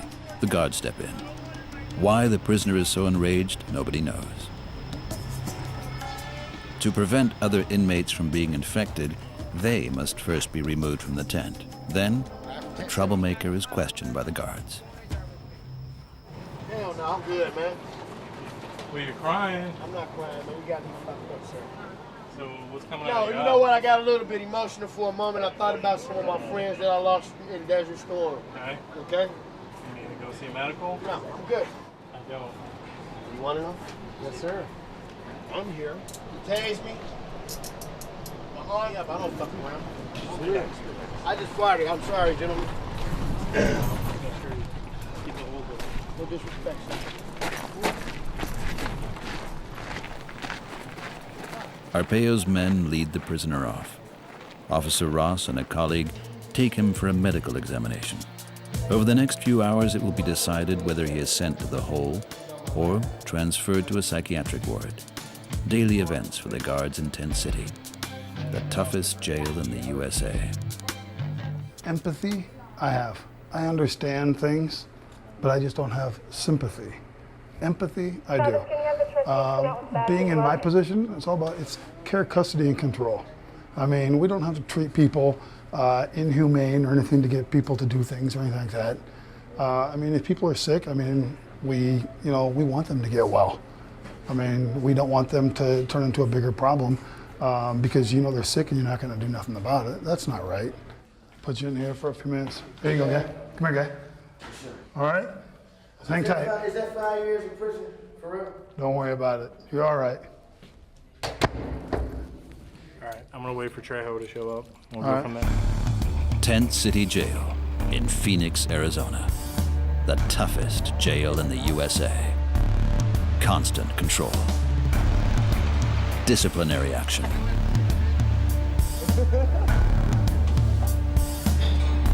Shakedowns. Back-breaking toil under the desert sun. In chains. Not only for the men, but for the women too.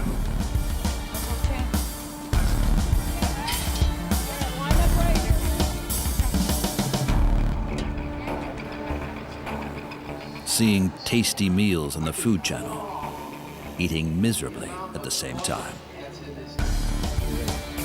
Rule breakers land in the hole, locked up for 23 hours a day. In summer, the heat in the tents is unbearable.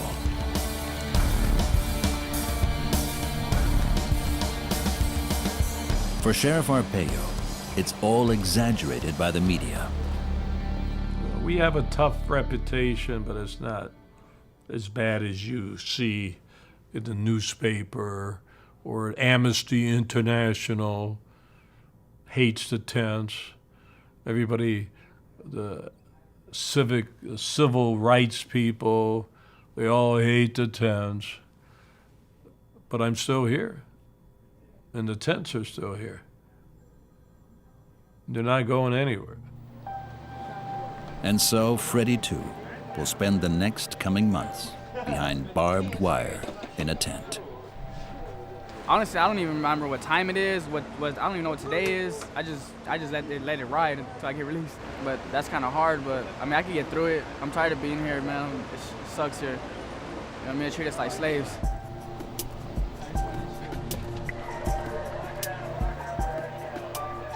Jennifer wants to fundamentally change her life and leave Tent City in Arizona after her sentence. I have foster parents in Germany. They're already over 80 years old. I want to see them again. And if I go on like that, I'll never see them again. Katie, too, has plans once the tents are behind her. First, I have to go to school and find out what's going on with my FAFSA. Figure out if I'm going to get it back so I can go back to classes, you know? I'm not coming back here. I will never say never, but I will say that I'm not coming back. I'm not gonna let it happen. I've had my fill of this place, let's just put it that way. I'm good. No one can say for sure who will return and who won't. But one thing is certain. Joe Arpaio will always have room in the world's toughest tent jail.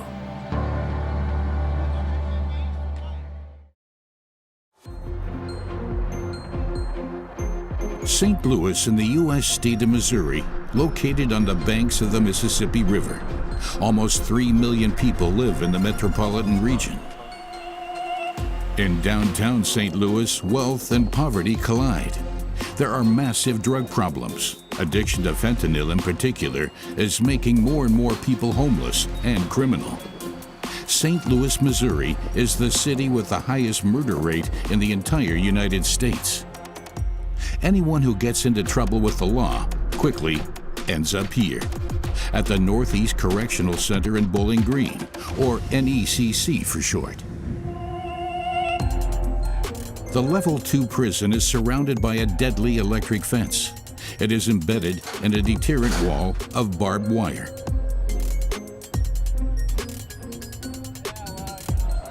The justice system in Missouri is traditionally conservative. People are often locked away for decades. 1,550 prisoners are incarcerated here. At night, 2 men sleep in a cramped cell.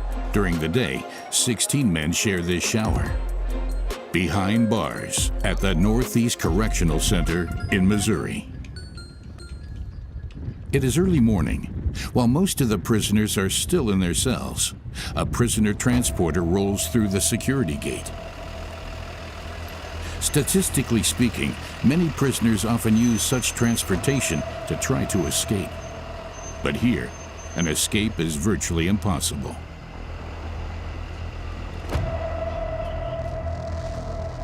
Three prisoners on this bus are specially guarded, with handcuffs, leg shackles, and chains. They only take a few steps before the next security gate opens for them.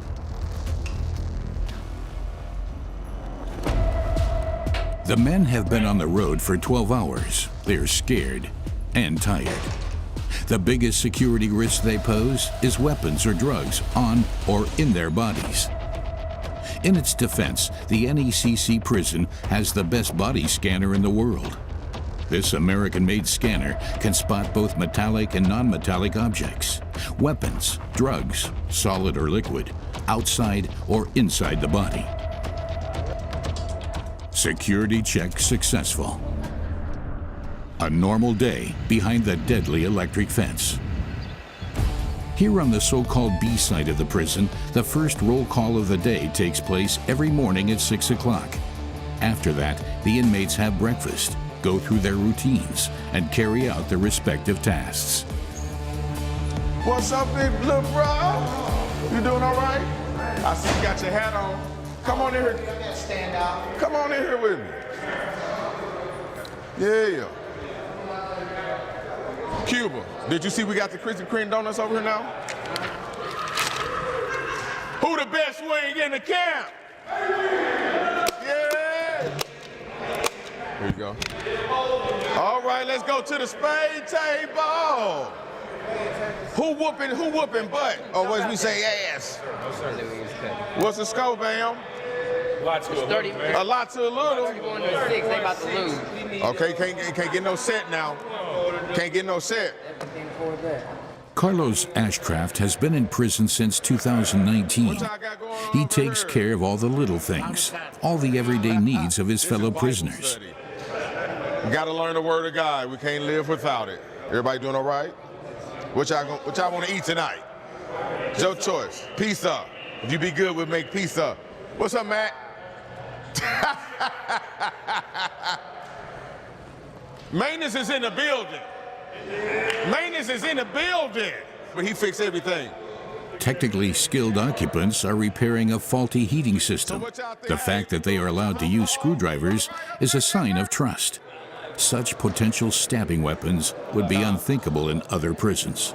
See, they gotta piece our stuff together with used parts. All used parts. I grew up in a good, stable home, a little dysfunctional, a lot of addictions, I grew up in the north side of St. Louis, inner city, in the youth where a lot of crime was, a lot of drugs. But, we had togetherness, we had family. I saw a lot of killings and a lot of assaults, a lot of rapes. That's how I became strong in what I do.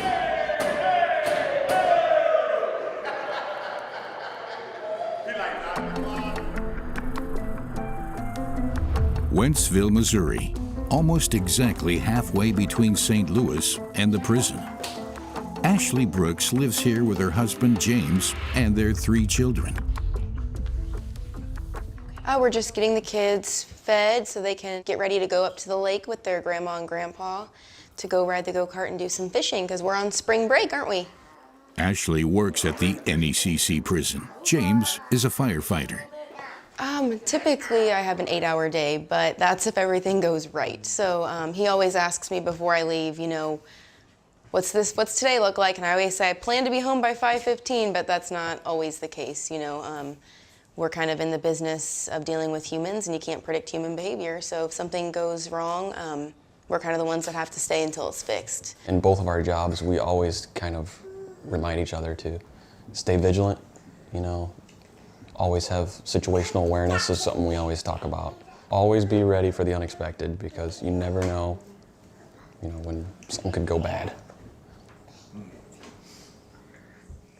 All right, can I have a smoochie? Can I have a smoochie? No? Stinker. Hey, Addie, I'm leaving. Ashley Brooks is on her way to work at the Northeast Correctional Center. I originally wanted to go into juvenile probation, and that is actually where my career started. And I quickly learned juveniles weren't for me. So my next step was coming here as a correctional officer, and then I promoted to a case manager. I was in that role for a couple of years. It was a promotion to a functional unit manager, so kind of that person that oversees the entire housing unit, staff and offenders. And then about 8 months ago is when I promoted to my current role as deputy warden. And that is something that when I started 8 years ago with corrections, if you asked me if I would be in this role today, I would not at all believe you. Every day begins with a meticulous security check, even for the deputy prison warden. Good morning. How are you today? Good, how are you? Doing good. Whew, a little cold. Over 100 employees and guests come and go here every day. 1 second, 1 second. And anyone could be compromised. Anyone could be smuggling in drugs. Other than what's in your pocket and on your wrist, you're clear. Thank you very much. Have a good day. As deputy warden, she mainly has a desk job. Thank you, thank you. Nevertheless, Ashley Brooks generally spends a lot of time at the prison.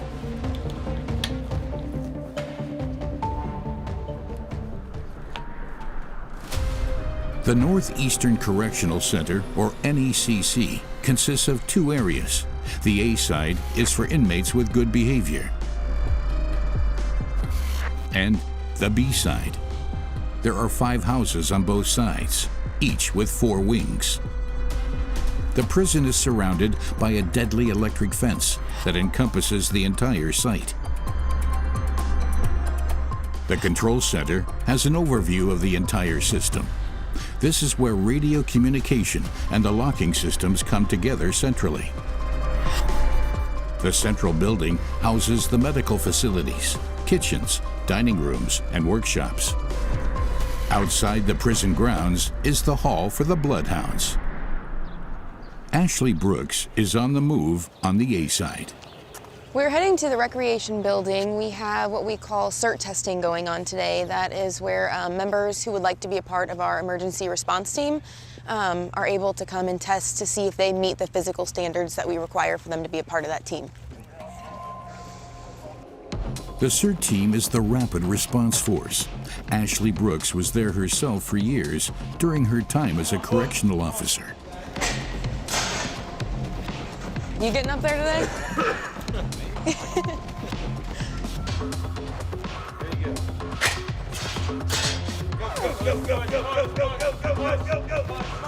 There you go. You have to get a certain score, and so there's different male and female requirements, and there's different age brackets with each one. So you have to at least score a 2 in every single category, and your overall score has to at least equal 15 points. Come on, you got 3 more at least. There you go. Come on, 2 more, 2 more, 2 more.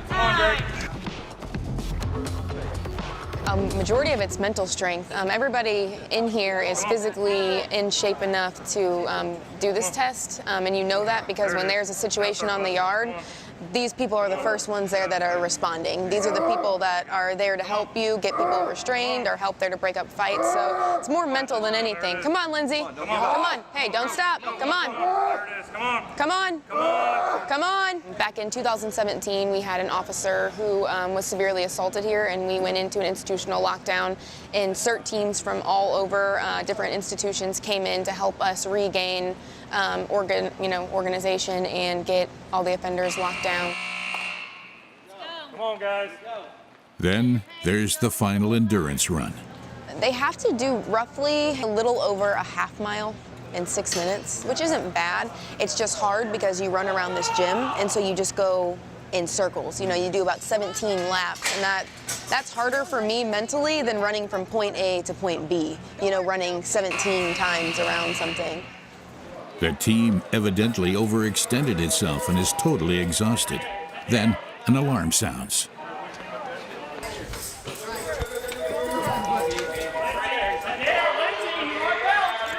Who else is it?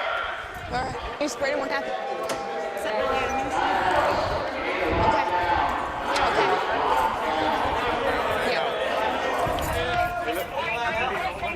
The entire prison is sealed off. On the B side, Carlos Ashcraft and his fellow inmates are immediately taken to their cells. They'll return. You gotta go lock down. God.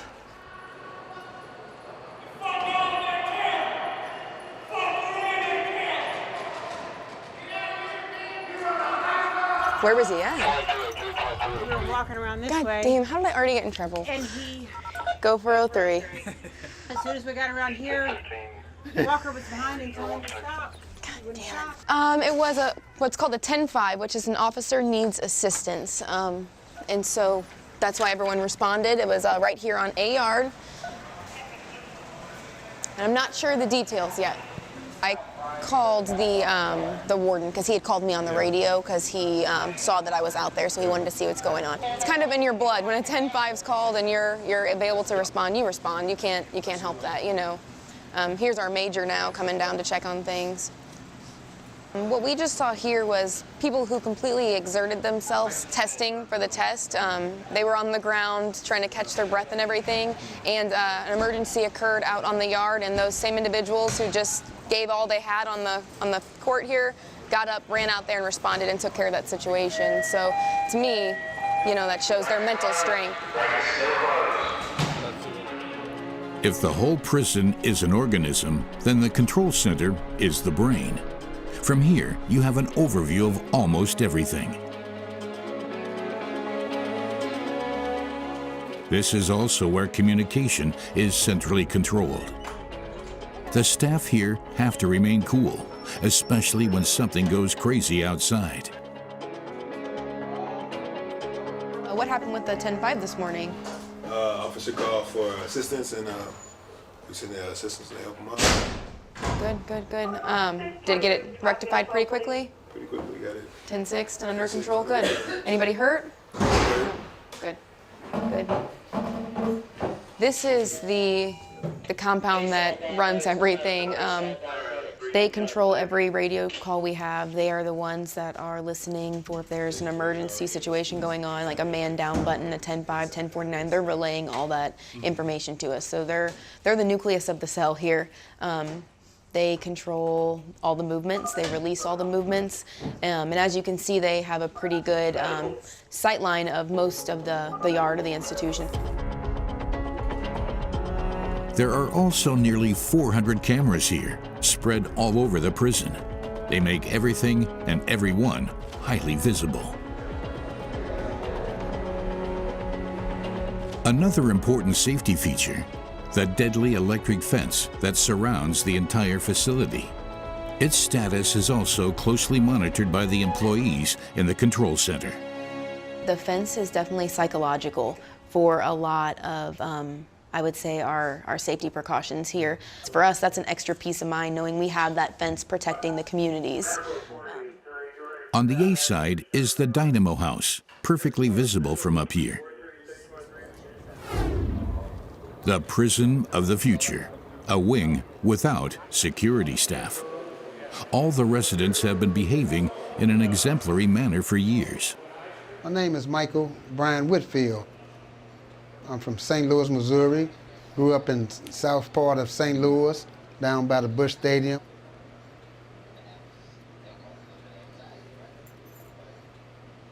I'm 60 years old as of March the 20th. And my belief, man, you know, is really just trying to make sure things are done correctly now at this point in my life. You know, I got to have a belief system that what I do now is about not serving me, but just trying to be gentle and kind to others now. But I do believe that, times are going to change and things are going to get better.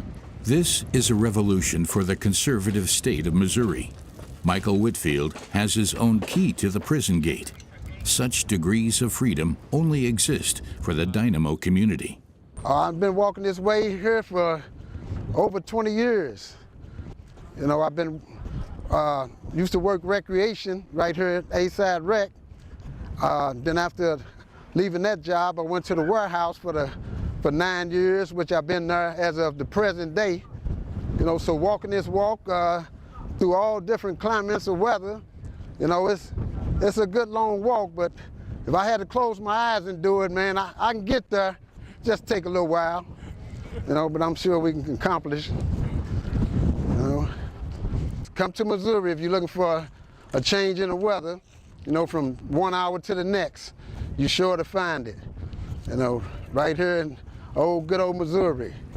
Michael walks from the A side to the B area, then enters the main building from the side.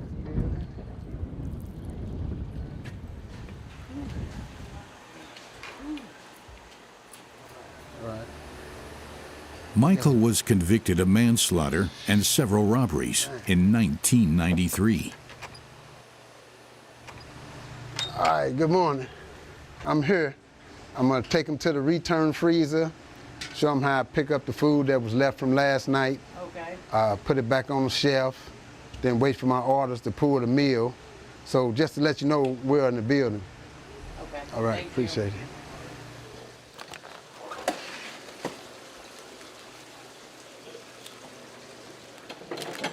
These are meals that they cooked yesterday that they didn't use, so it'd have to be returned to stock.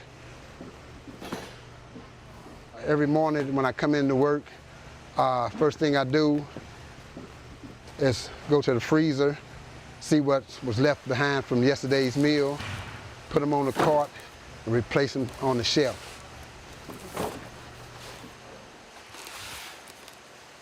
It's a tough job for a 60-year-old.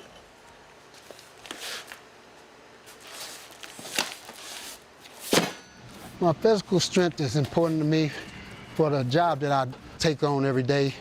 I'm always lifting stuff, picking up items, moving them from one place to the other. My mental strength, I need that to focus on this when I'm feeling like I might not have it there anymore. Which is very important to me, physically and mentally. It helps me stay stable. I'm able to stay on the same wavelength each day. Most of the prisoners go to lunch every day at 11:45. Michael Whitfield works in the main building and therefore has a short commute. Until recently, the prisoners prepared the food themselves.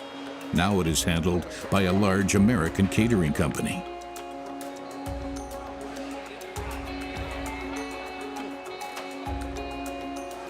Well, this I can say is not one of their worst meals. It ain't bad. It's manageable and real tasty with some salt and pepper. The vegetables are good, which was always needed. This is rice. Everybody loves a little rice. I'm not too much into the cookies, but just the main course is fine with me. The most important thing about lunch is not the quality, but the ritual, getting through each new day. In the early afternoon, the B site is bustling with activity again. Carlos Ashcraft is on his way through all 4 wings to see who needs what. The half-torn shower curtain is about to be replaced. This shower is shared by 16 men. The shower has 2 temperatures, cold or ice cold, depending on the season. There is no way to regulate it anyway.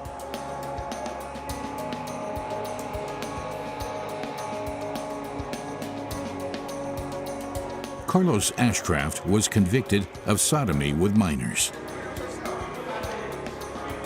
This is my cell. I have one of the more cleaner cells because I'm an OCD fanatic. I like to make it feel more homey. stuff like hanging my clothes up. This is my cellie, Mason. Mason, say what's up. What's up, y'all? Good cellie, you know. If you notice, he's white, I'm black. We don't trip off that. And here we family, and here we brothers. This is our waterbed in the California King, yes. This is where all my Gucci and Versace hangs. This is where my chemicals for my facials and everything. This is for my food. You have your food, your seasonings, your sodas. And right now, you have to picture this combined space. Everybody's not equipped to deal with that, but you learn over time.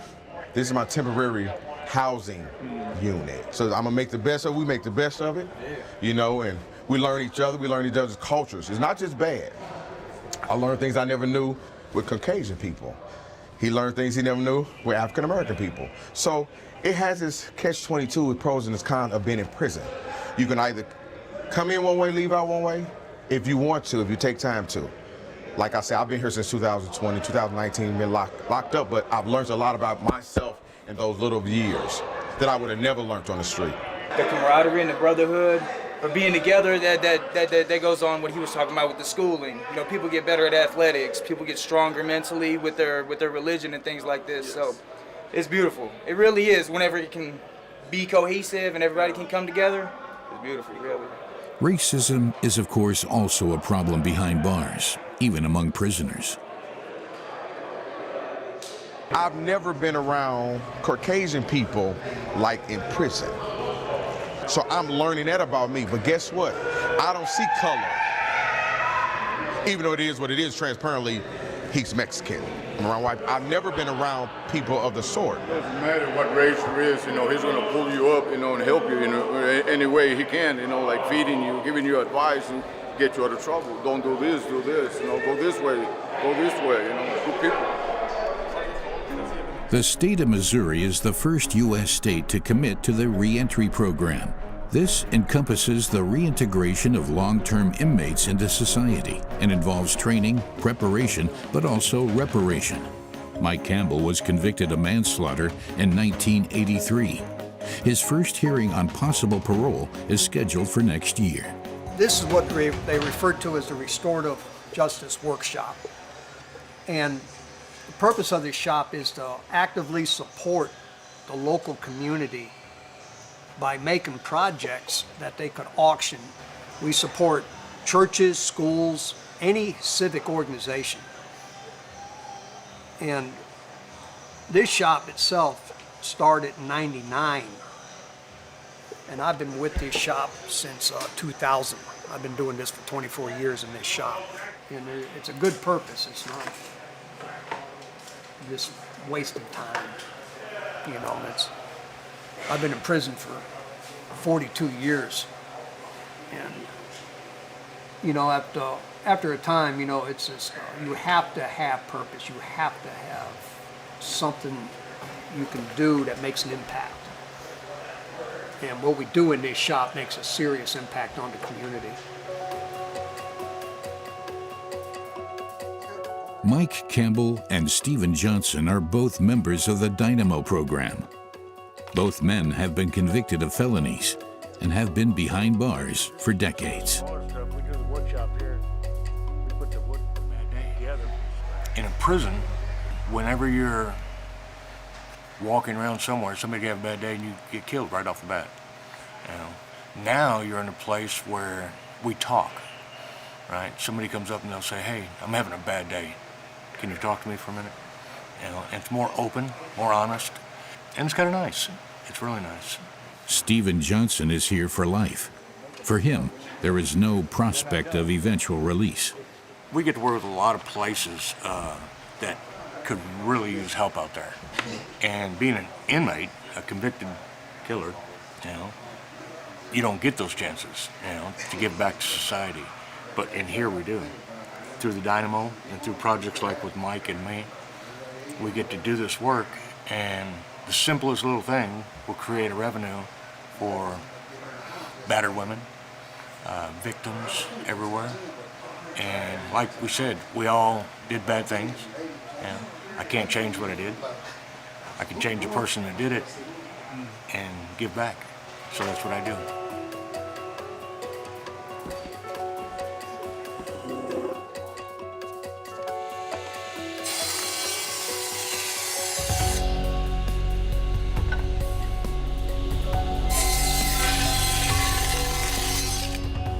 It's now afternoon, and Michael Whitfield is making his way back to the Dynamo Wing.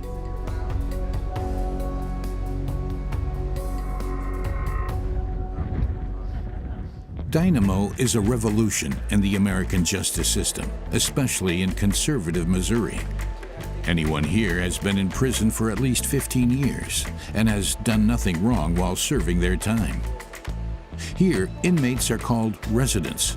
They take responsibility for maintaining and caring for these two wings. The idea comes from Norway. The aim is to prepare people for reintegration into society. The most important feature, individual cells. The inmates repay the trust. No fights, no drugs, no overdoses, no crimes.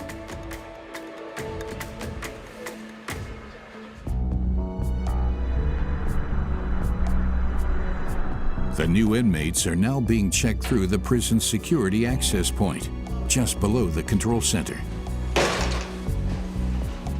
3 newcomers are among the first external members of the Dynamo program.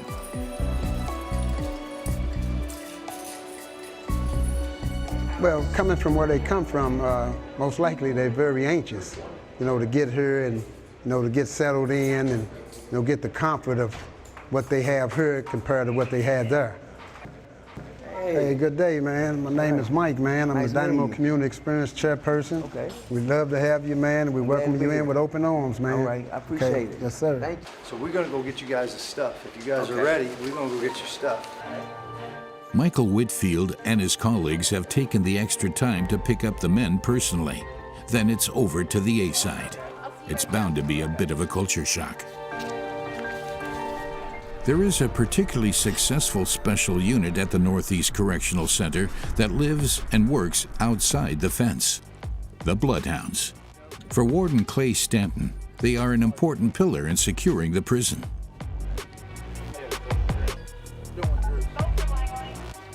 So this is our mobile command center for the dog team.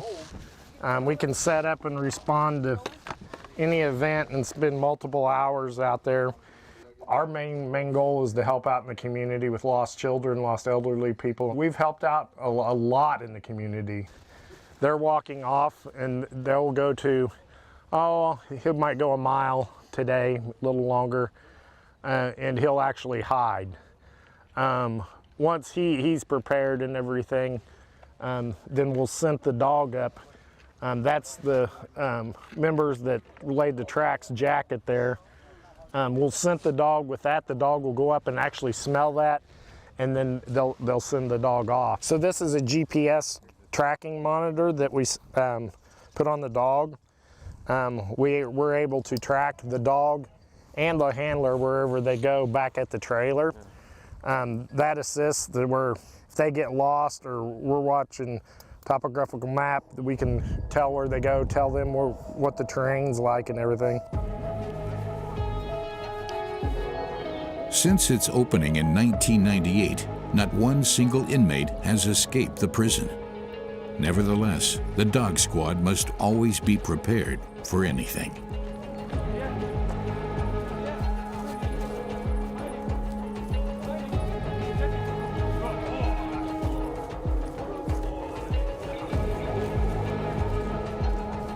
Hours every week that we spend with the dogs to make sure they're on top of their game. Even if the weather's bad and stuff, we'll get them out and still exercising and stuff. And we track them in all kinds of weather. Summer, even it's 100 degrees out and everything, that conditions the dogs and everything, because there's no time out when you're searching for someone. The Bloodhound Gang is the reigning state champion in Missouri. The precious dogs don't live in a small shed. They have an entire hall to romp around in, as well as an outdoor enclosure.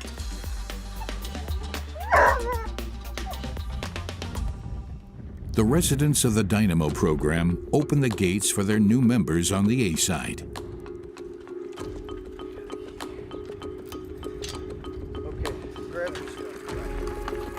Quentin Gilalen has been in prison for 10 years for a sexual offense involving minors. His sentence is life imprisonment. That's why this is a massive change.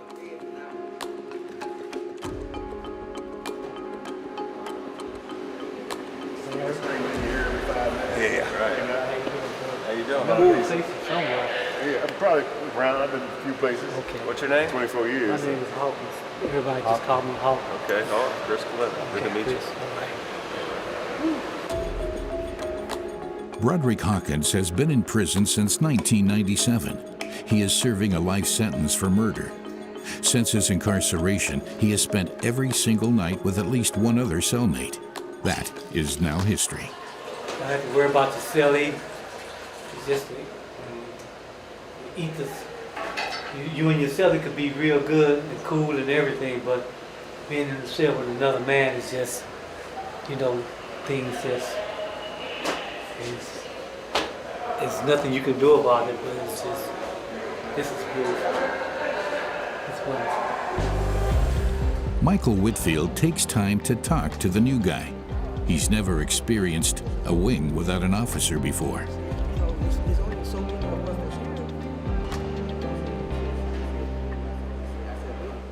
You made it here. Because I couldn't do it without You actually made it, I'm telling man. you. Because when I got here, you know, when I got off the bus, I was excited, but I was kind of nervous too. Because I'm going my, you know, life chapter. You know, I'm finna change my whole life. Everything now is gonna become different. Now I gotta come and I gotta try to do something. Now this is finna be a whole new experience for me. This is something I never experienced before being in prison. So it was definitely different for me to be in that level of getting off that bus and coming into this. Quentin Gilleland's earliest possible parole hearing is in November 2042.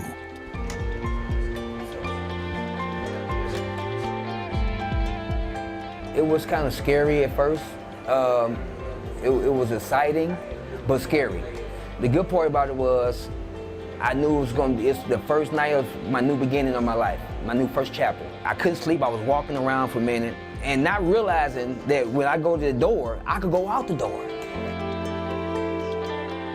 In the Dynamo program on the A side, the three men slowly arrive in a completely new world.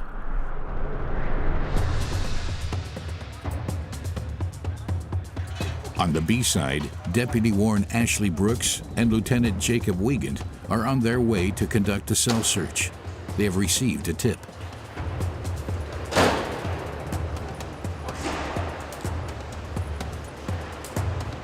Hey, cell search. Want a pat search? Lieutenant Wiegand first examines the inmate, while Ashley Brooks keeps a watchful eye on everything else. If the man has something to hide, that's always the most critical moment. The two then examine the cell very thoroughly. Even though they carry out daily checks, it must never become routine.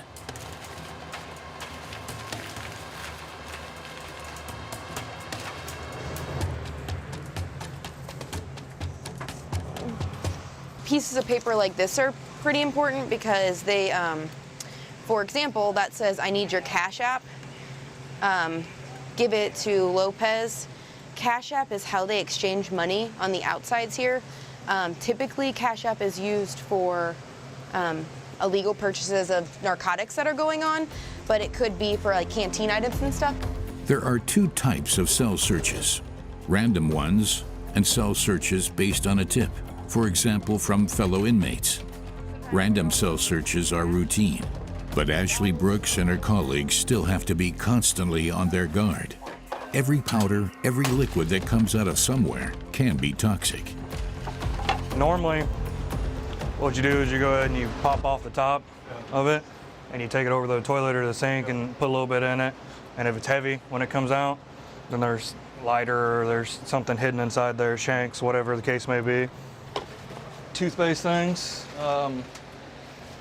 like here, I've found guitar strings that were stolen from up there. Yeah, that was wrapped inside there, yeah. I found shanks. I found 1.7 grams of cocaine one time. The pills that they take from medical that they're supposed to be taking, they take back with them. Homemade alcohol. You typically stay with the same person throughout those types of searches, and you kind of just work out a system. Like him and I, we've searched together numerous times, so I know that he likes to search the foot lockers while I search the bunks first, because then we can put things on the bunks once the bunks are searched. So you just kind of work that system out. Yeah. You can come on over. I'm just taking some trash out, okay? All I need you guys to do, though, is you got to get those lines down in there. Okay. You can't have all that hanging up, okay? Just clean that up for us. All good, okay? We weren't too rough on you, I promise. All right. Thank you. Cell searches are annoying for the prisoners, but have also become routine for them. They're pretty cordial. They know that that's an expectation, that their cell can be searched anytime. Sometimes they can get a little aggressive and aren't really on board, or you can usually tell if there's something in there because they keep trying to pass the window and look in there while you're searching. So that's usually a pretty good indication that there's something in there if they keep watching you. Today, the team found nothing except that mysterious note.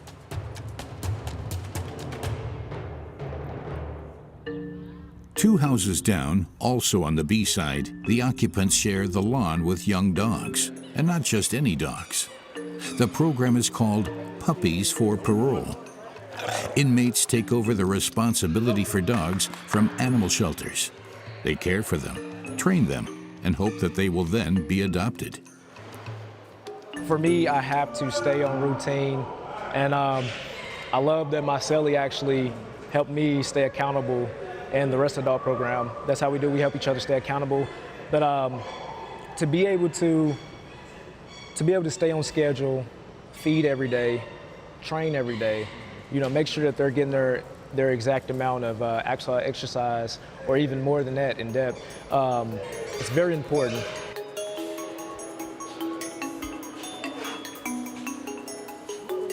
Prisoners even share their double cells with the dogs.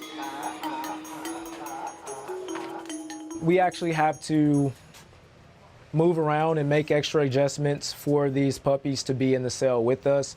Along with us, like if you go to other cells that have like one or two dogs, you will see that they have actually removed their lockers, or they removed the big, tall stand-up locker, just to make sure we have extra room for the puppies to be in here for the time that they're going to need to be in here. One of the storage cases that we have for the dogs, so like you would see like supplies like wipes, things like that, brushes, toys, and having puppies actually makes that a lot better, even dealing with things like this. So sometimes I might be right here and I might have like Lily come sit beside me or something, and while I watch TV, or just the normal things. The prisoners are out in the afternoon, also on the B side. Carlos Ashcraft enjoys the space outside his own cell wing. Loyalty and integrity.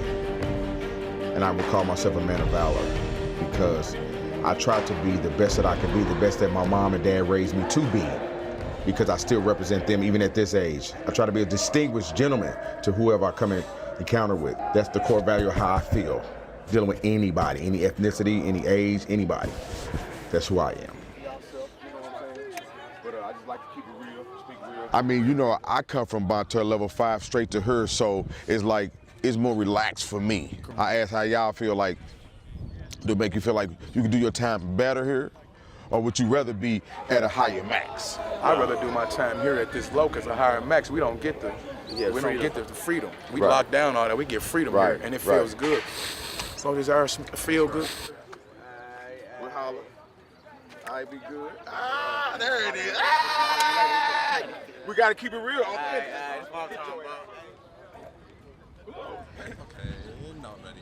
Sometimes people come and stand at this part of the yard and look at the sky and look at the outside world from right here, just to get a taste of what's coming in the future, because we all, one day we'll be out.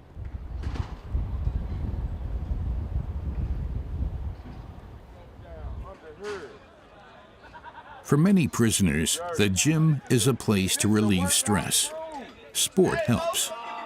Let's see the daily life of working out at NECC. I want to be on TV. What kind of shit is this? Go shave your nipples. Go shave them nipples. Every day. Hey! Hey, sir, shut the gate, please. Shut the gate. But you know what? Hey, can you please shut the gate that just walked out? Can you please shut the gate all the way like it's supposed to be? The dude, the inmate that was working, he seen it, so they tried to give me a tray. Okay. Hey. Hey, Mr. Come on over here. Come on over.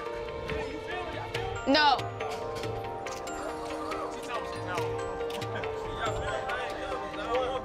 Me neither, but here we are. Why do you gotta run your mouth like that? I'm asking someone to shut the gate.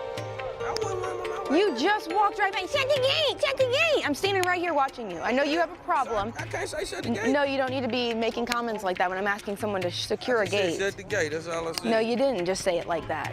But it don't matter how I say it. It does actually matter how you say it. Have a good rest of your day. Daily routine for Deputy Warden Ashley Brooks. They could have swapped it out. Met him yesterday, Hey, you actually. guys. They filmed my house. How are you? We're good. How are you? Good. Continue on. Ashcraft, can you believe this gentleman right here, about, what was it, 10 years ago now, I walked into a juvenile facility and Jake. I had him there. And then I walked into medical one day and I heard, hey, I know you. And I was like, oh no, This sounds the isn't voice was good. deeper. And I look over and it's JT. And I'm like, what are you doing in prison, man? Is he behaving? Absolutely. Good. Absolutely. I come to check on him all the time. What are you doing for work? I'm a wheelchair pusher. Wheelchair pusher? Do you qualify for MVE, do you know? No, I don't know. They're looking for people to work, and that's a good paying job. It is. Yeah, but if I do that, then I'll have to give up the wheelchair pushing job, and he ain't gonna have nobody to take him for real. So well, we can find someone to replace the wheelchair pusher, Well, a but lot of people don't like doing things for niceness. What I he's know. saying, Ms. Brooks, is that his wheelchair pusher appreciates him. Yes. Like he wants him to push him. Because even in the wheelchair business you don't want everybody pushing you. So JT's probably he wants JT. right. You feel but me? is wheelchair pushing enough structured activity to keep Mr. JT out of trouble? I don't get in trouble. I just sit and read the Bible all day. That's all he do. That's all I do, you know. Michael Ashcraft tries to keep his fellow prisoners in good spirits, but that doesn't always work out, of course. A long day is slowly coming to an end for him, too. He closes the gate to his house, just like it's supposed to be.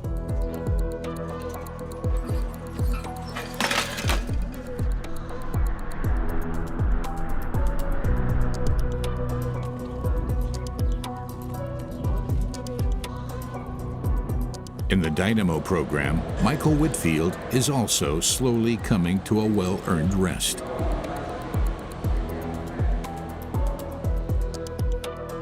I've been in 33 years in here. 26 of them spent right here in Northeast Correctional Center. Yeah. You know, every day I'm just holding on, trying to keep going with hope and prayer that, you know, I can walk out here straight up, you know, other than laying down. In the early evening, the mood on the B-side is also more relaxed, at least for today. It's the end of the day. It's almost count time, so people kind of coming from jobs and kind of winding down. You know how you get off work and you wind down and get relaxed. Get ready to watch the TV shows or play some spades and just talk shit. You know what I'm saying? Just talk some shit, you know, some good old clean shit. Yeah.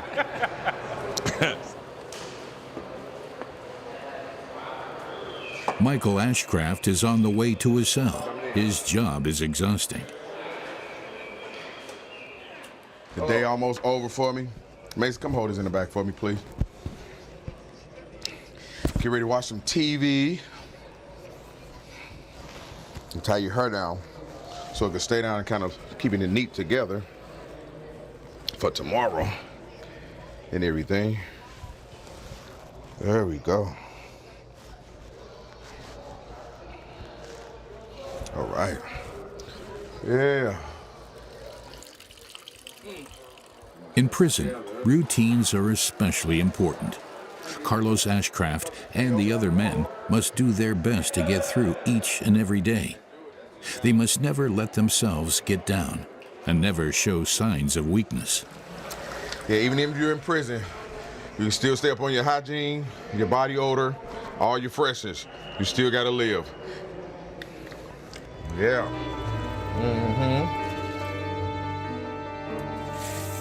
Finally, another long day in prison has come to an end, and the NECC, the Northeast Correctional Center, in the U.S. state of Missouri.